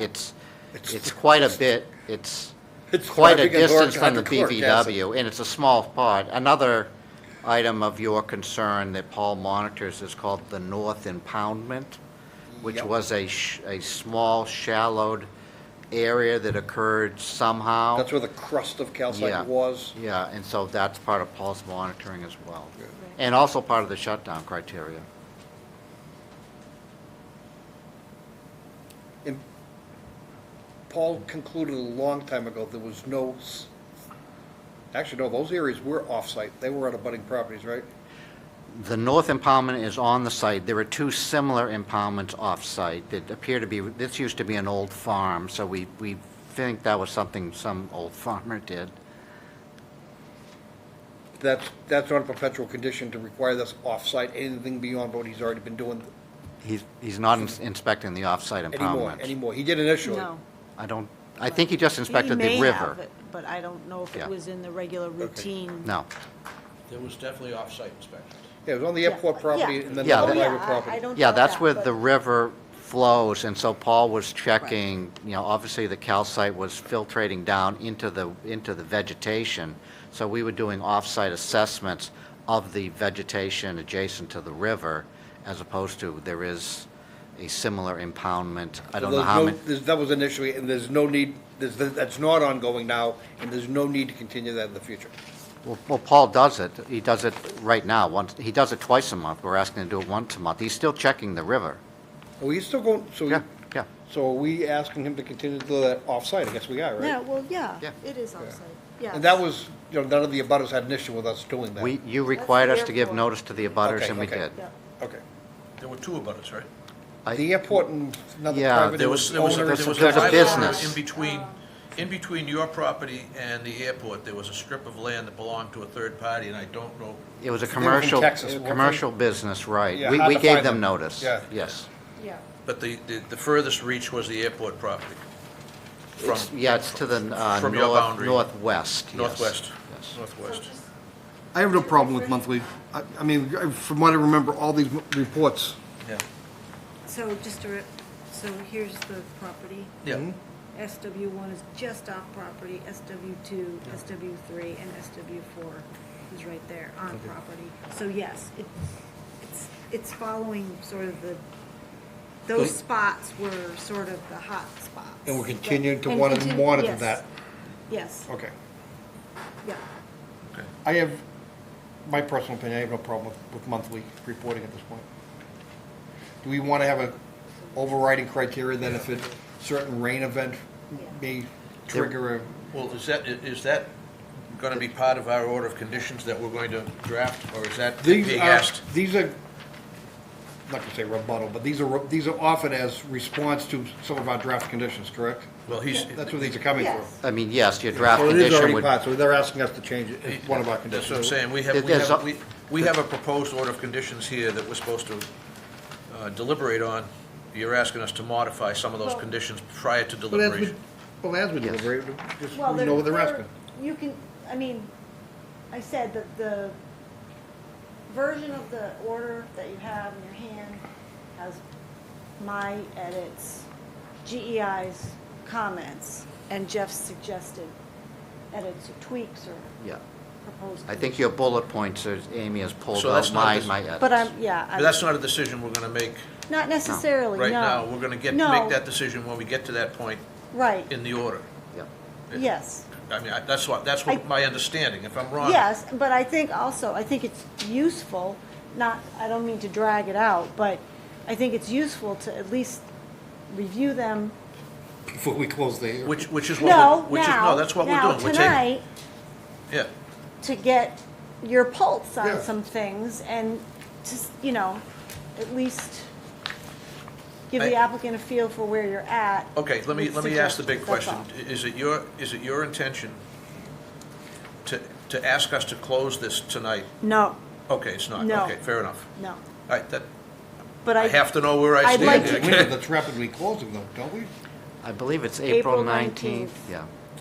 So, So yes, we do, but, I think it's a little much to try to slog through tonight, but I want to do as much as we can tonight. all right. So that we're no, that really that helps prepared me for the understand next what I meeting. need to do right now. Yes, So, yes. Counselor, your request, we should deliberate on that request right now. Yeah. And we can get that request done right now. As long as we're not expected to close an issue, we can give you that information now so you'll know what we're going to do. Understood. I think that's Yeah. only fair to you. Just Absolutely. get down the bullets now? So let's go down, my way of doing it would be to go down the bullets, take them from top to bottom, Okay. with input from Mike and you. Make sure I'm clear. We know what they're asking for. We raised this earlier in the meeting, let's make sure we're right. You've seen the draft order conditions prior to this evening. Yes. You guys have hashed this out. Amy is offering these bullets as a recapitulation to us of points that you've raised, or maybe others have raised. Yeah. Yes. You hadn't seen her bullets until early today, so this is the first time you're maybe seeing them and get a chance to talk about them. But in fairness to Amy, she's picking up the revisions that I made to her draft order of So conditions. my That's what the ultimate bullet question points is, are. does that mean the rest of what's in there you're not taking exception to? These are the points that you've left open for discussion. On a quick read of it, yes. Okay. Most of the Second Amendment was the same as the first and second. All the real critical issues, I believe, were conditions like 56 to 70, which had all the surety bonds and things of that nature. So all the rest of it, even if you go back to the first order conditions, are almost identical. Okay. Yep. Well, let's discuss Okay, the first. let's do that. We're not going to get, I don't see us getting to conditions 56 and 57, but we can try. Okay. But let's get Okay. the first, let's Yep. get the 1, 2, 3, 4, we got 5 bullets. Let's get them out of the way now. We Okay. have everybody. Sean, are you with us? You know, Do you have those bullet points in front of you? Any I cha- do. Okay, so we're gonna deliberate solely on the bullet points now. Do you have any, since I have you right now, do you have any issues with any of those bullet points or any suggestions you want to offer? Or questions you want to not ask? at this point, not at this time. Not, okay, come back to you. All right, Joe, I'm gonna give you first man up. So I'm going to say that over the 3 years of receiving reports from Mr. McManus and the consistencies of those reports being as they have been, I think it's reasonable to reduce those from every other week to simply once per month. I do agree that's a reasonable request, and if Amy doesn't take exception to that, then I'm fine. With- We've seen nothing out of the ordinary in Right. any of these reports, correct? No. So my only caveat was like, I don't have a major objection to that going monthly, but that he'd need to perform inspections if the treatment system failed for any reason. I So mean, that you know, almost if it was- falls, oh, that's a different party, as opposed to LRT coming in during a failure and. Paul, we yeah, also I want mean, if Paul we to be have like triggered after that. an overflow situation, I'd want Paul back out there just to, in response to Yeah, that. as I remember, there are two triggers to Paul, well, besides regular Yeah. site visits. One is a rain event greater than a half inch. He has to go back out there, and the other, I believe, is a system failure. But either way, I don't disagree with that point. And that's what I was alluding to earlier, so if those are all in there, I think we've maintained what Okay. we've been doing and just less frequently. All right, let me continue to, Mike, your position on this? I agree with that, especially with the consistency with this current condition as the system's running. I think that Okay. would be good. Mayday. As long as, again, it is tied to the triggering conditions that we Yeah. discussed. Tied to the trigger, okay. Yeah, I'm in agreement with that. Okay, that's good. So it sounds like there's a consensus on bullet point 1. Yep. So let's let Mike talk about bullet 2, since that's his concern. Yep. Because Yeah. it's somewhat low-hanging fruit, you might want to jump to bullet point 3, because we've already talked about it, the 30 consecutive days of pH analysis, which I think Mike and I and Amy all agree upon, as opposed to, it used to be phrased a month. Sure. So bullet point 3, Mike, let's start with you. Yep, there's one question I have, and I apologize, I'd forgotten this. John, you mentioned that we're taking 3 readings per week of the pH. For shutdown criteria, when we're in that phase, could we take 1 pH reading per day? Would you be amenable to that from the system? If we're trying to shut down, we'd have to, well, we could talk amongst ourselves on that. I mean, it's more labor on our end to do that. Or Sure, I'm just thinking about the 30 Princeton consecutive personnel. days and that data set that's generated from that, and what that might look like to kind of put the fine point on it. Would that be I something? think we would be acceptable to that. I mean, if we're, yes. And I have to be honest, I assumed that would be the case. I thought we I were don't know. reading, I thought we were Because reading it's an daily average anyways. of 30 days, we need something every day to do an average of 30 days. Agreed. So, but it's good to just say it out loud. So I understand that we've seen a trend that gets us down there, we were confident. Once we know that confidence level, that's where the 30-day shutdown period begins. Correct. They're going to watch it more precisely for 30 days in a row in order to make that final decision Correct, to shut down. because currently the system, and John, please correct me if I'm wrong, is taking measurements every 3 days. So if we're going to be looking at 30 consecutive days, my suggestion would be like a consistent, Yeah. everyday data for 30 days. Got it. But are we happy with those numbers of pH? We're talking about, The number, with the measurements every 3 days currently, I think so. It's telling no, the story no. it needs to tell us. So Jack had an issue. 8.3 or less for a month with no single reading above 9.5.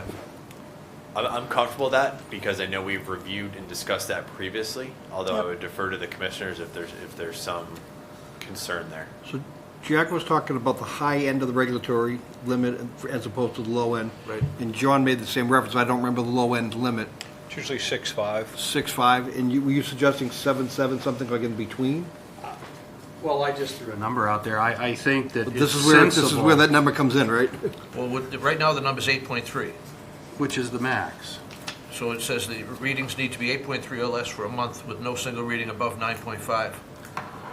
And I mean, to be honest with you, that seems like a low number to me, 8.3. So, If I could make a suggestion, essentially, because pH is also an order of magnitude scale, log scale, as you guys know. So the drop from 8.3 to 7.7 is actually fairly significant. And so when we're talking in terms of risk, is there going to be risk to an ecological receptor? It's my understanding that when you're talking like the high and low 8s like that, the likelihood of risk to an ecological receptor is very low. When you start pushing to 7 and that sort of range, that's like drinking water standards. And John, please, I'm starting to get over my skis, so help me out. And then 6.5 is when you're starting to talk to the acidic levels of the scale, Yeah. obviously where you're going to start picking up risk to ecological receptors and other receptors in that case as well. and You want to backflush me there? So your Can your explanation. I'm comfortable with 8.3. You're saying 8.3 is a good number. I'm comfortable with it, yes. can I dovetail that too? It's sort of. Dovetail. Aren't we sort of in an acidic environment in New England anyway? And what's our background, you know? That It's depends, that Well, depends. Do you know what I on mean, water like- body. This is a basic site. Yeah, Yeah, this basic Yeah. site, Well- it's way over 7. yeah. Were you talking about acid? Base. 7 and below is the city. This is pH? base. Now, would that have anything to do with the hardness they reported on the pumps? I guess we could go down the discussion of iron oxide formation, but that kind of comes from oxidation of the natural stuff that's in the water, so. it The town could is be- well known for hard water. Yeah, so that's a natural condition, yeah. I mean, this is just anybody that has a pump, a well in this town knows that you're gonna go through pumps. Yep. They get scaled up, you gotta clean them off, or they get fresh. Right. And rip them Like- out. Just Okay. to clarify in discussion, I threw 7.7 out there as a number. I mean, that was, I just threw it out there to make a point that what this range is, what this average and the peak and all that, and the plan is based on some assurance that this trend is going to continue, okay, and it's going to be predictable. And I'm not sure that's a good assumption. That's why I suggested we go to a level lower than 8.3. I suggested 7.7 just off the top of my head. There's nothing, Scientific about it? nothing scientific about that.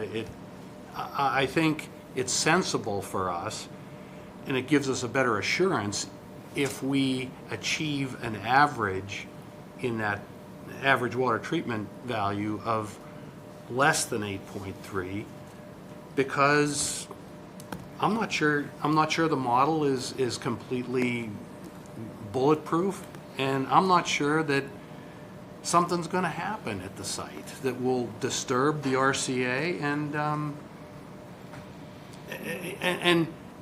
and remember, what we're doing is we're talking about the condition to take this pH treatment system offline.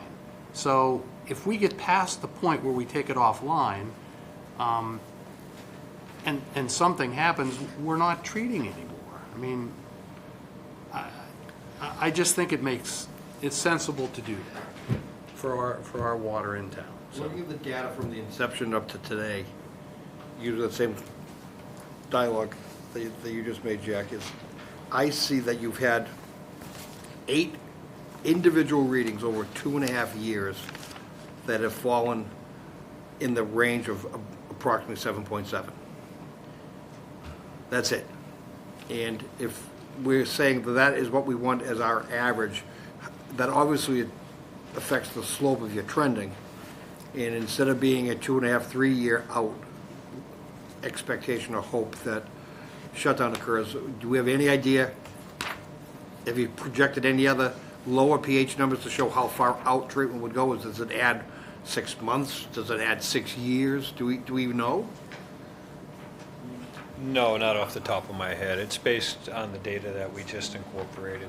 I mean, that's all the data collected, the highs, the lows.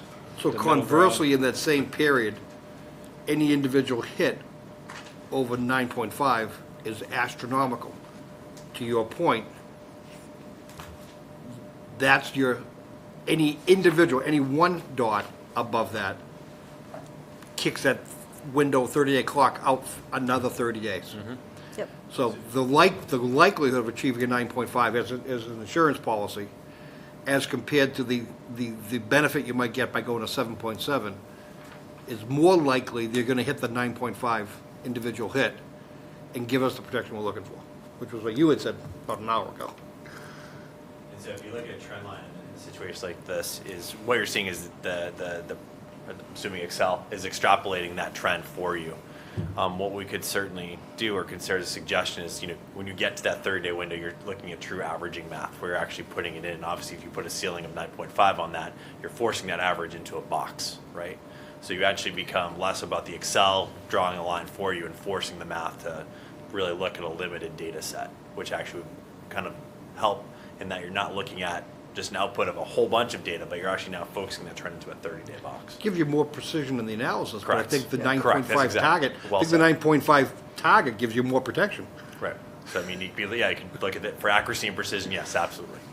Yeah, we were looking at a weighted average where you throw at the highs and the lows, and you're taking some median. I mean, we understood it would be a 30-day straight mathematical average. Okay.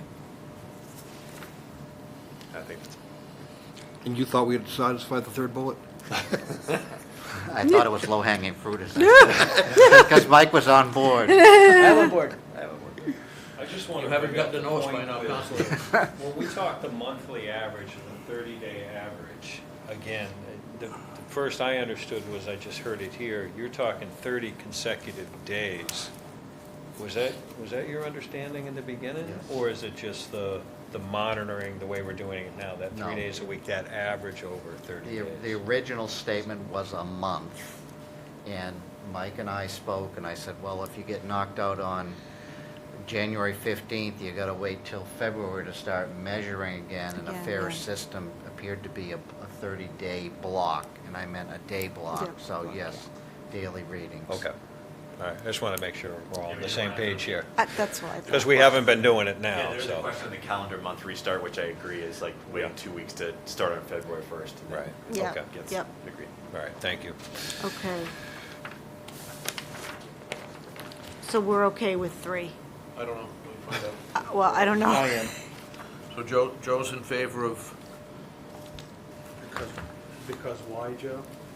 Because I believe that, looking at the existing trending, that the likelihood of hitting an individual spike of 9.5 or greater is more probable than the ability to look at the trending hitting an approximate of 7.3, given the fact that, as we've seen for the past 2.5 years, I think it's 6 individual readings. 6 individual readings in 2.5 years that have fallen below the 8.3. Okay, but remember, those vertical lines, the x-axis, every one of those, Logarithmic. no, that's 60 days. What? Every one of those vertical lines is 60 days. Right. Okay, so they're suggesting 30 days. So look what happened in December 22 and January 23. That 60-day period, you had, well, quite a bit below the line. And you go to the next 60-day period, Below the trending line, but not below the 8.3, which is our target. right, but there's a lot of depletion that has to happen between now and getting to the 8.3 average. But my point is, you've got a 60-day period where looks like most of your points are below the line, at least 2/3 of them, and you go to the very next period, and every single one of them is well above the trend line. So is the 30-day, is this criteria right? And this is the most recent data. I'm just looking at the character of the data and trying to apply it to the proposal that we've got here, and does it make sense? That's why we agreed it would be a daily reading, you could not exceed 9.5. So, we were taking a truly accurate reading and not, throwing out the highs and lows and taking a median. So we And I'm felt not that was the most protective way I'm to not measure it. suggesting that was your approach. I'm not. I'm just looking at the data and seeing a 60-day period, not even a 30-day period, a 60-day period where there's quite a bit of data below your trend line, when in the very next 60-day period, everything is above the trend line.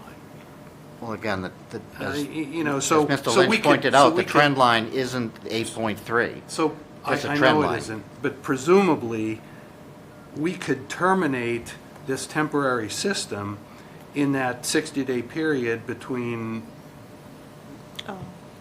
December and January, and then have it spike up as it did this month. Well, again, Or you last may, month. you may be right, anything's theoretical. That's why the pH testing is bootstrapped with, I propose, two months of, well, it's already in there, of Paul McManus being on site, testing true water sampling, not, the system is shut down now. So you have a backup mechanism to see if something is not holding true with your just empirical pH data. You How- have Paul on site measuring seeps, waters, the S1, W through And 4. how long does he go for? Additional 2 According to months. this, it's 2 months. That's So bullet 30 point days number 5. daily, 30 days, well, we got a trend that says we're hitting target. For the next 30 days daily, that says we've hit the target, Yep. and then you shut down, you don't dismantle anything, you just Correct. shut down, and for the next 2 months, you're going out measuring. Yeah, that's Not you, what- but another consultant is looking Again. at the impacts, and including measuring pH. That's bullet point 5. I said instead of 2 months, I suggest we say 60 days, because it's, we may Same be, thing. we may be hitting something on the 15th of January of some month, but that's bullet point 5. So, again, we're looking at confidence level, so not just the 30-day window, but we have an additional 60-day window Yes. beyond that. And 2 items on that too, as we kind of think about it. When this pump system shuts off, if recent history is to speak to it, when the pump system goes off, there's going to be water flowing over it. We've seen the pump set with the cellular thing. It's actually a good little test, obviously, for the cellular Yeah. system. But what we know is that once that system is down, that system is going to overtop with water. So if there is going to be impacts to be seen, I would suspect we'd probably see them relatively quickly, especially during rain Yeah, we events, go which we test can the certainly talk trench. about. We'd go trust. Yeah, because essentially, we'd go again, test the the- trench. And that's what Paul Right. will measure. He's going to be measuring that standing water or pooling water on a pH basis and reporting back to you. because the geologic. And the same So- criteria holds, as I recall. It cannot exceed, it's got to be at 8.3, and it cannot be a 9.5 with system shutdown. So Paul's employing the same pH criteria as you do when the system is operational, as it is for 2 months post-operation. So he's using the same pH criteria. When do we pull the plug on pH monitoring? It would be, if that all held true, that would be 3 months, 3 months. Total. And there is some, correct Two- me if- That would be 60 days post-shutdown. Right, Post-shutdown. right. 60 days post-shutdown, Post-shutdown. correct, yes. And we estimate the timeline for that to happen based on this influent versus time data, we're talking 3 years, 3.5 years. 3.5 years. Yep. and for the commissioners. If so the this- trends hold true. If trends hold. continues, Yes.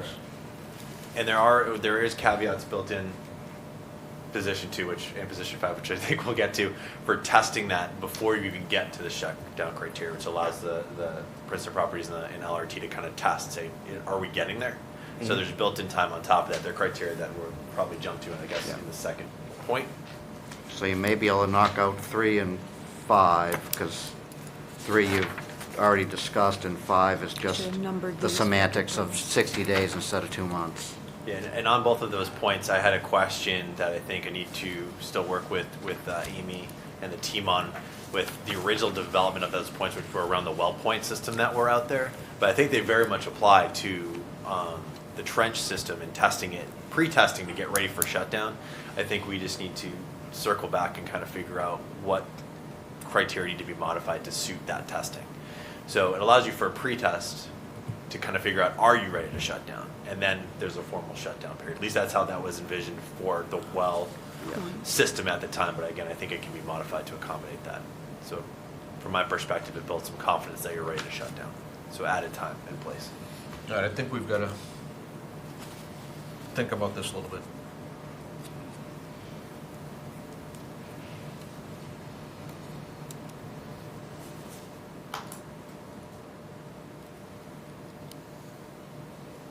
Did we just discuss the first 5 bullets? We did.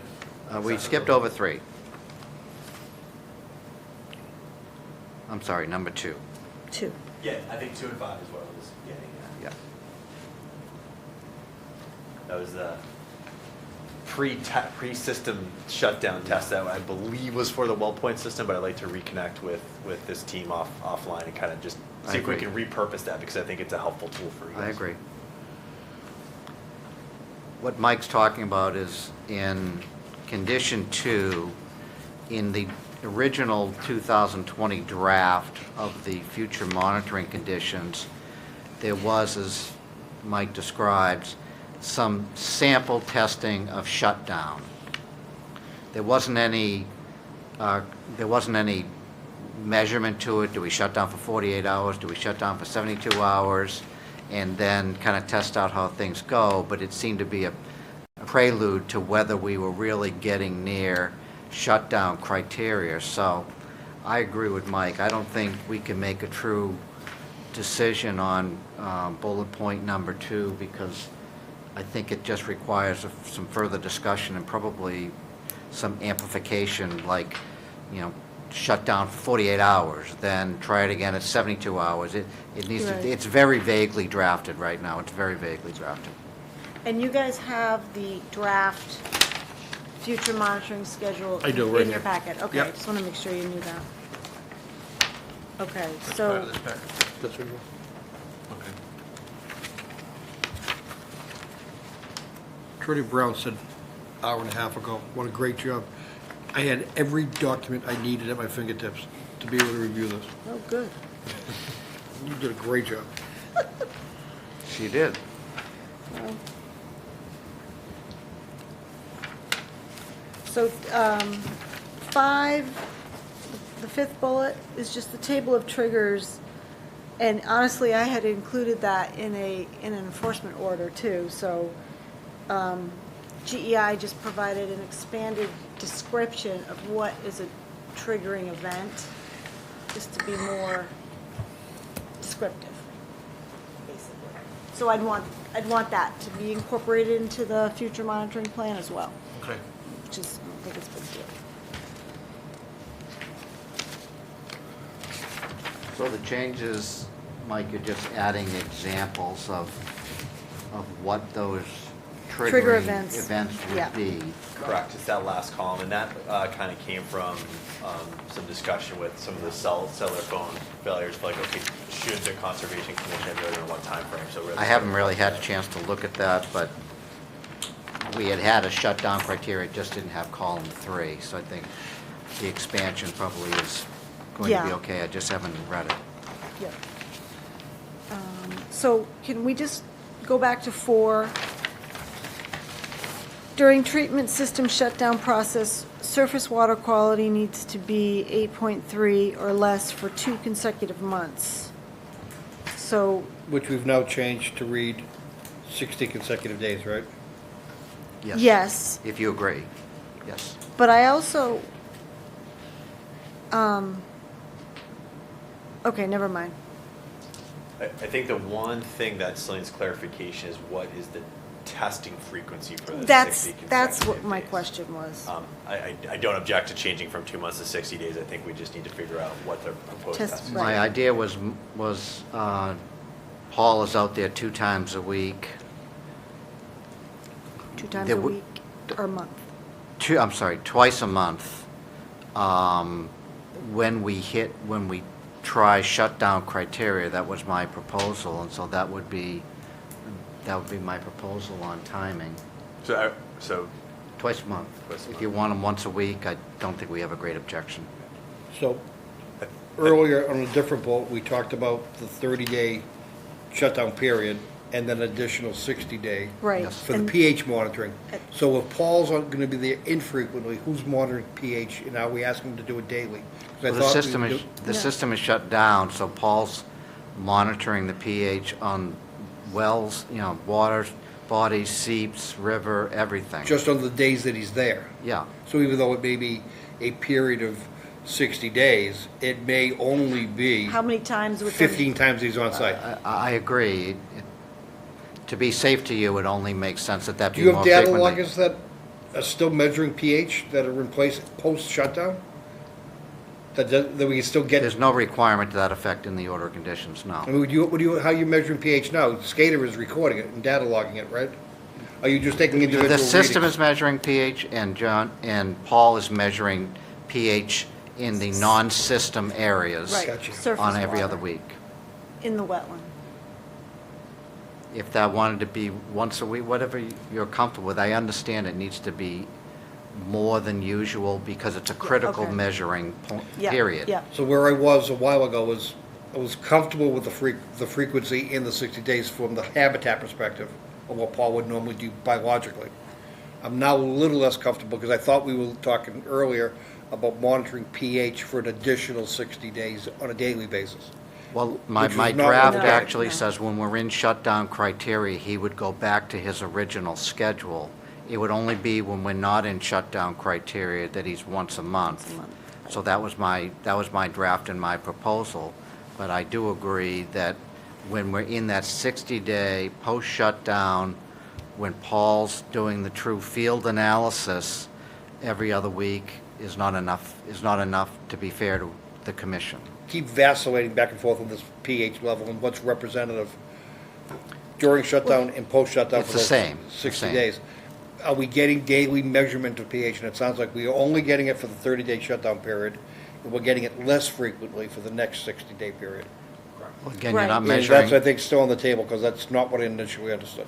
Yeah, I think that's what, that's what I was trying to get at. very close to figuring out is what does that what does that 60-day monitoring program actually look like? So I think there's a little bit more So from the discussion. habitat perspective, I'm okay with Paul's continued action on a infrequent basis, but I think the pH still needs to be measured in one way or another on a daily basis Agreed. During the 60 days. during the additional 60 days. Could that be something that, to your point, Commissioner Lynch, that data loggers are put into the trench system, into the sump pits and logging pH? Well- Because you're going to catch that overflow. It's the probes, it's not so much the data loggers, and you'd have to, pH probes, right? When we shut down the system, will your computer analysis still be on, even though the system is shut down? No, No, it's- because it's only monitoring the pH within the system. This would require a separate pH sensor down in one of the sumps, down Yeah. in the interceptor trench. you could wire it back to a set of contacts in the control room, right? Like, right, you can just put it to a cellular modem right down I there. don't if you know, needed to. that's like, Doesn't really, I'm not really, I don't want to drill down how. I think what we want to, my comfort level was driven by 30-day during shutdown, we were getting daily measurement. And I thought I had heard for the next 60 days, we were going to continue to get daily measurement in order to know whether we were staying on trend to give us that comfort level. To Jack's point, whether we hitting and staying below that 8.3 on a regular basis and never go above 9.5. If we're doing it less frequently, there's an opportunity we may miss an event where it did in fact spike. Agreed. I think we need to For see that it 60 daily. days, the frequency of measurements needs to be figured out. Agreed. Yeah. And also the And location of how you do that, is, I measurements. guess you guys can work that out, but that's what I'm looking for daily measurement of pH. Yeah, because Paul is really measuring pH that is not in the trench. He's measuring the natural seeps, the natural water, the natural discharge points for the stormwater management system. Again, he's measuring the river. Every standing body of water he's measuring. He's not measuring the interceptor trench where the influent pH is being measured now. And John, when you're measuring pH, you're influent pH, you're measuring influent at the discharge side of the pump pre-treatment, not down in the trench. Correct. So I was thinking influent coming into the pump system Now, before it remember got that there. The trench has 4 sumps that it collects the water. All 4 of those sumps collect to a main header pipe, one line that comes into the treatment system. So it's a combination of different discrete areas within that trench, that pH. So it's a Oh, combined pH okay. that comes into that so it's trench. an aggregate. It mixes it all together. Yeah, it's mixed, right. Exactly. It's an average pH of the trench, I guess how you could look at Average it. pH of the trench. Which is technically- Again, I'm just spitballing here, I don't know.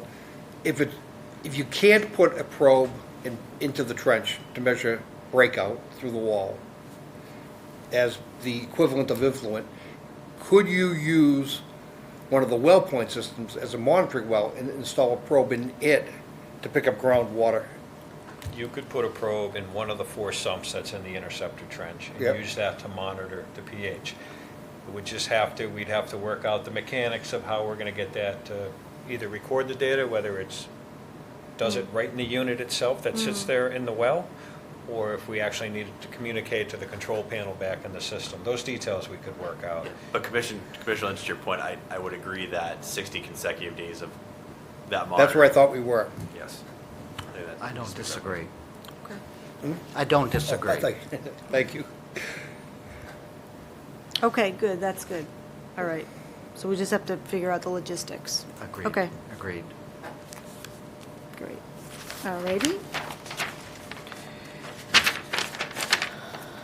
Okay, are we done with the I mean- first five? I think that I believe we're done with the first 5 bullet points? Yep, I think Or so. is there anything that's still lingering out there in those bullets? I assume you voted yes on the range 8.3 with not a reading above 9.5. I know. We didn't actually vote yet. There's still disparity here. Okay. I believe. Yeah. So I don't know how we resolve that disparity unless we have a better proposal. It's my opinion that 8.3 is suitable for resulting in a condition that doesn't cause risk to wetland receptors. Yeah. But Commissioner Maven, I do hear your point on factor of safety, shall we say, built into that. Well, the good news is we don't have to actually vote on that tonight. I can go do some additional research and see if there's something that justifies, or that I can make a recommendation for I think 8.3 standing, or make a suggestion for something lower that I could provide for consideration. Hey, will we have 3 meetings before the sun sets on this? No, yeah, I think so. 2 in March and 1 in April? 2 in March and 1 in April, right? Yeah. Yeah, I thought I heard March 28th as a, no, you might have misread that other I date. have we have a March 8th and a March 22nd meeting, and then I think a meeting before April 19th. March which is 8th, March 22nd, right? March 8th and March 22nd, No, that's it. and then an April meeting, 1 April meeting before it expires, I think so. which is like the second or Yeah. third week Looks in like in April 12th. Looks like it's April 12th. Does that make sense? Possibly, yep. And all you have to have the context that, Yeah, I think it's April 12th. That looks like it to me. I think talking about things like bonding and the whatnot, which is what the next whole section seems to be focusing on, until we really hone in on that duration of time and the ultimate expense of all of that, you guys still have a conversation to hone in on the expense, and therefore it affects the bond.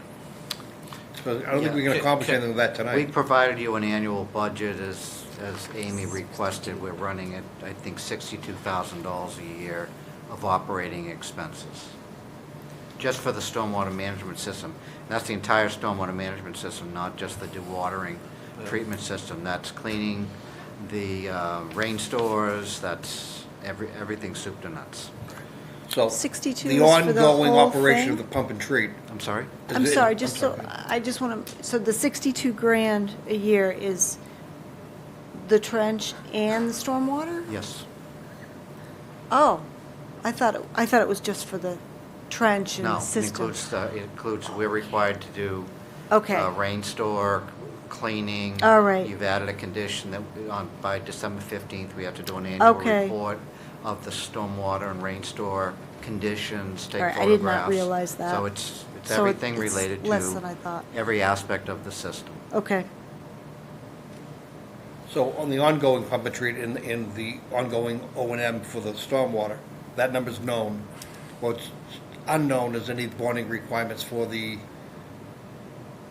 shutdown period and continuing monitoring period beyond that. That's what's yet to be fully defined, right? Well, we itemized the budget. It would be really easy to, if the concern is you have to operate the water treatment system, if we were to walk away, that number obviously would be less. It wouldn't involve the stormwater management.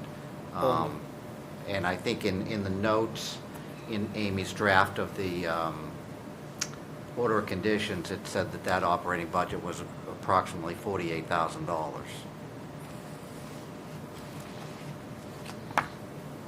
yeah, that was like I just want to offer years ago.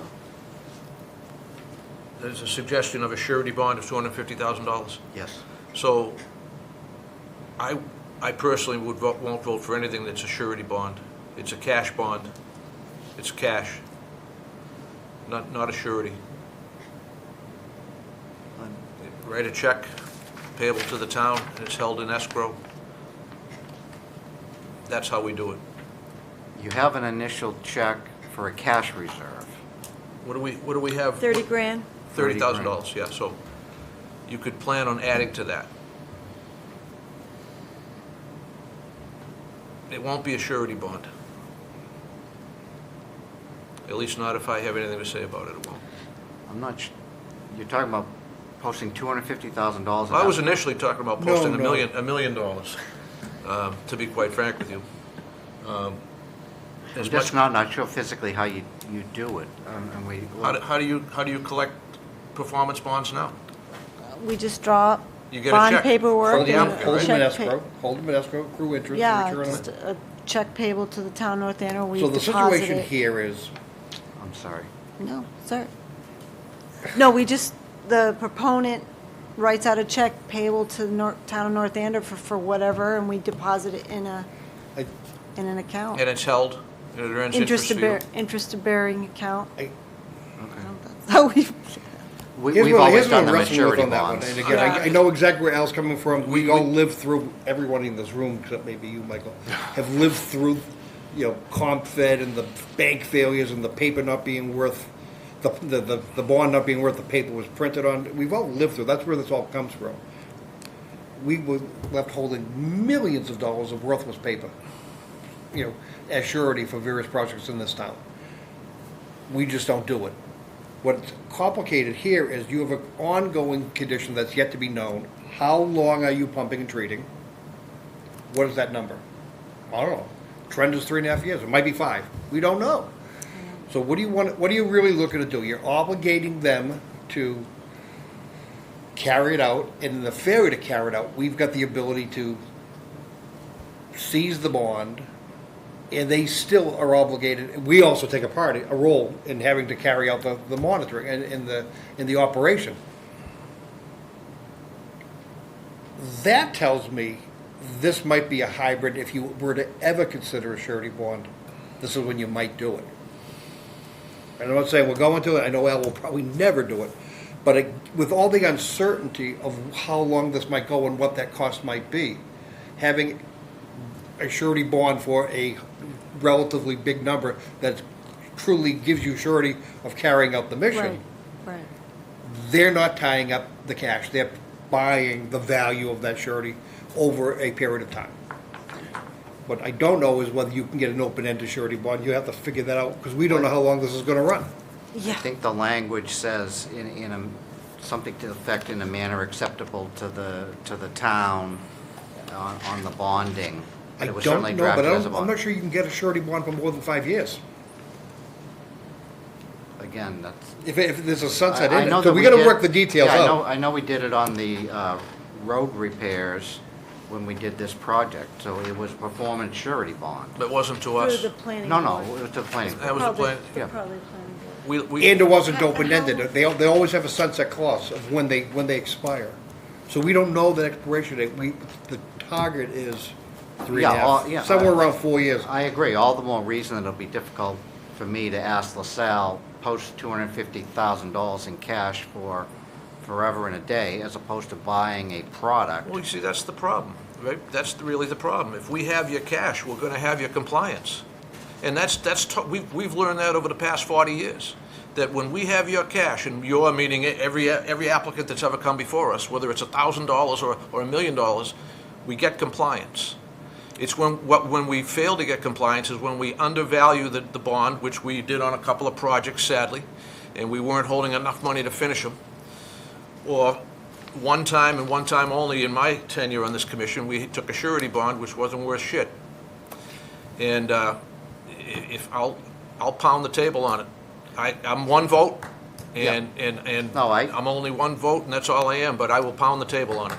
I understand. I guess my point and the reason I asked Ashley to write her review is the likelihood of a company like LaSalle, and I know there's been outliers and failed condominium associations and everything like that that happened in the 80s and 90s, the likelihood of this company walking away from this site, not performing these duties at $60,000 a year, given it's been a absolute home run of a site from a business standpoint, is slim and none. So as you consider what that cash would be, I hope you'll consider the likelihood that a big company like this is ever going to walk away from this, because they're not. Well, that might be a consideration for the number, I agree. but it I won't hope be, so. but it won't be for the method. I understand. But I have no doubt, we'll have a lively debate on it when we do discuss it. It will be discussed, and I'll offer my opinion, Jack will offer his, and we'll slug it out. And my point to even raising the issue is that without having the first stuff really defined and knowing better where that trend is actually gonna go and whether we're looking at a lower pH, how far out does that trend go in the future? You know, what was our real target? I think we're ill-prepared to get into that kind of detail tonight. I was looking to see if we're looking ready to continue. Fair No, enough. but I'm glad we're having the discussion though, because, At least Everybody now can walk I away, you understand know, the we're thinking about mechanism. this. yeah, The method, right. yes. Right. Does Sean have any thoughts? Just that I agree cash bond is the way to go, and the applicant's attorney clearly articulated they have plenty of money to pay for it, because they're doing so well, they're hitting home runs over there. Thank you, Sean. Okay. I think, All right, given so- we've got a fair amount of work left to do between Amy and Mike, and we've covered a lot of points. I'm glad we only have one page of bullet items. Oh, I to- know. I thank you all for just giving us one page, because it just took us 3 hours to get through this one page. These bullets are a result of and we're- hundreds of hours And we're of not work done. here, right? Listen, we're not done. We all, so we're gonna go back to the revision board and be ready to go for the next meeting, or are we gonna call a special meeting in between? Whatever the flavor of the month is, just let me know. And we can plan on, I'm sorry, I'm just going to my For calendar. the next 3 meetings, I have no conflicts. Yeah. Same with me. I have no conflicts for the next 3 meetings. Same here. How So about I'm you? done with Sean. How So about let's- you, Sean? March 8th. Sean, any chance you're My available? schedule, as of today, they are, but you know, guys, my schedule isn't, it's got a lot of flexibility to it because of work, so, although something's open right now, and I'm just going through, you said it was March 8th? March Yeah. 8th, yeah. 22nd, right? Yep. March 8th. 8th and 22nd. Yep. 8th and 22nd, I'm currently clear on, and the other one was the 5th or the 12th. Well, The 12th of April. We're gonna, Sean, my goal is to get I this, will, my I goal, won't be here on the 12th of April, Okay, that's for sure. that's good to no, know. my goal is this gets done in March. I'm shooting to get it done in March. I'm not Yeah, I looking would at, suggest go for the first meeting in March, if at all Yeah. possible. I think it's doable too. I think if we do our homework in between, I think it's doable. So, Oh, go ahead, don't tell Counselor. me. Don't tell me. You have conflicts. I don't have a conflict. My wife has gone through a horrible medical issue, and she has her final surgeries on the 8th, so I think I can make it here. I want to make it here. We're willing to help you out and work with you. If you need to try to get us to have a special meeting, we'll try.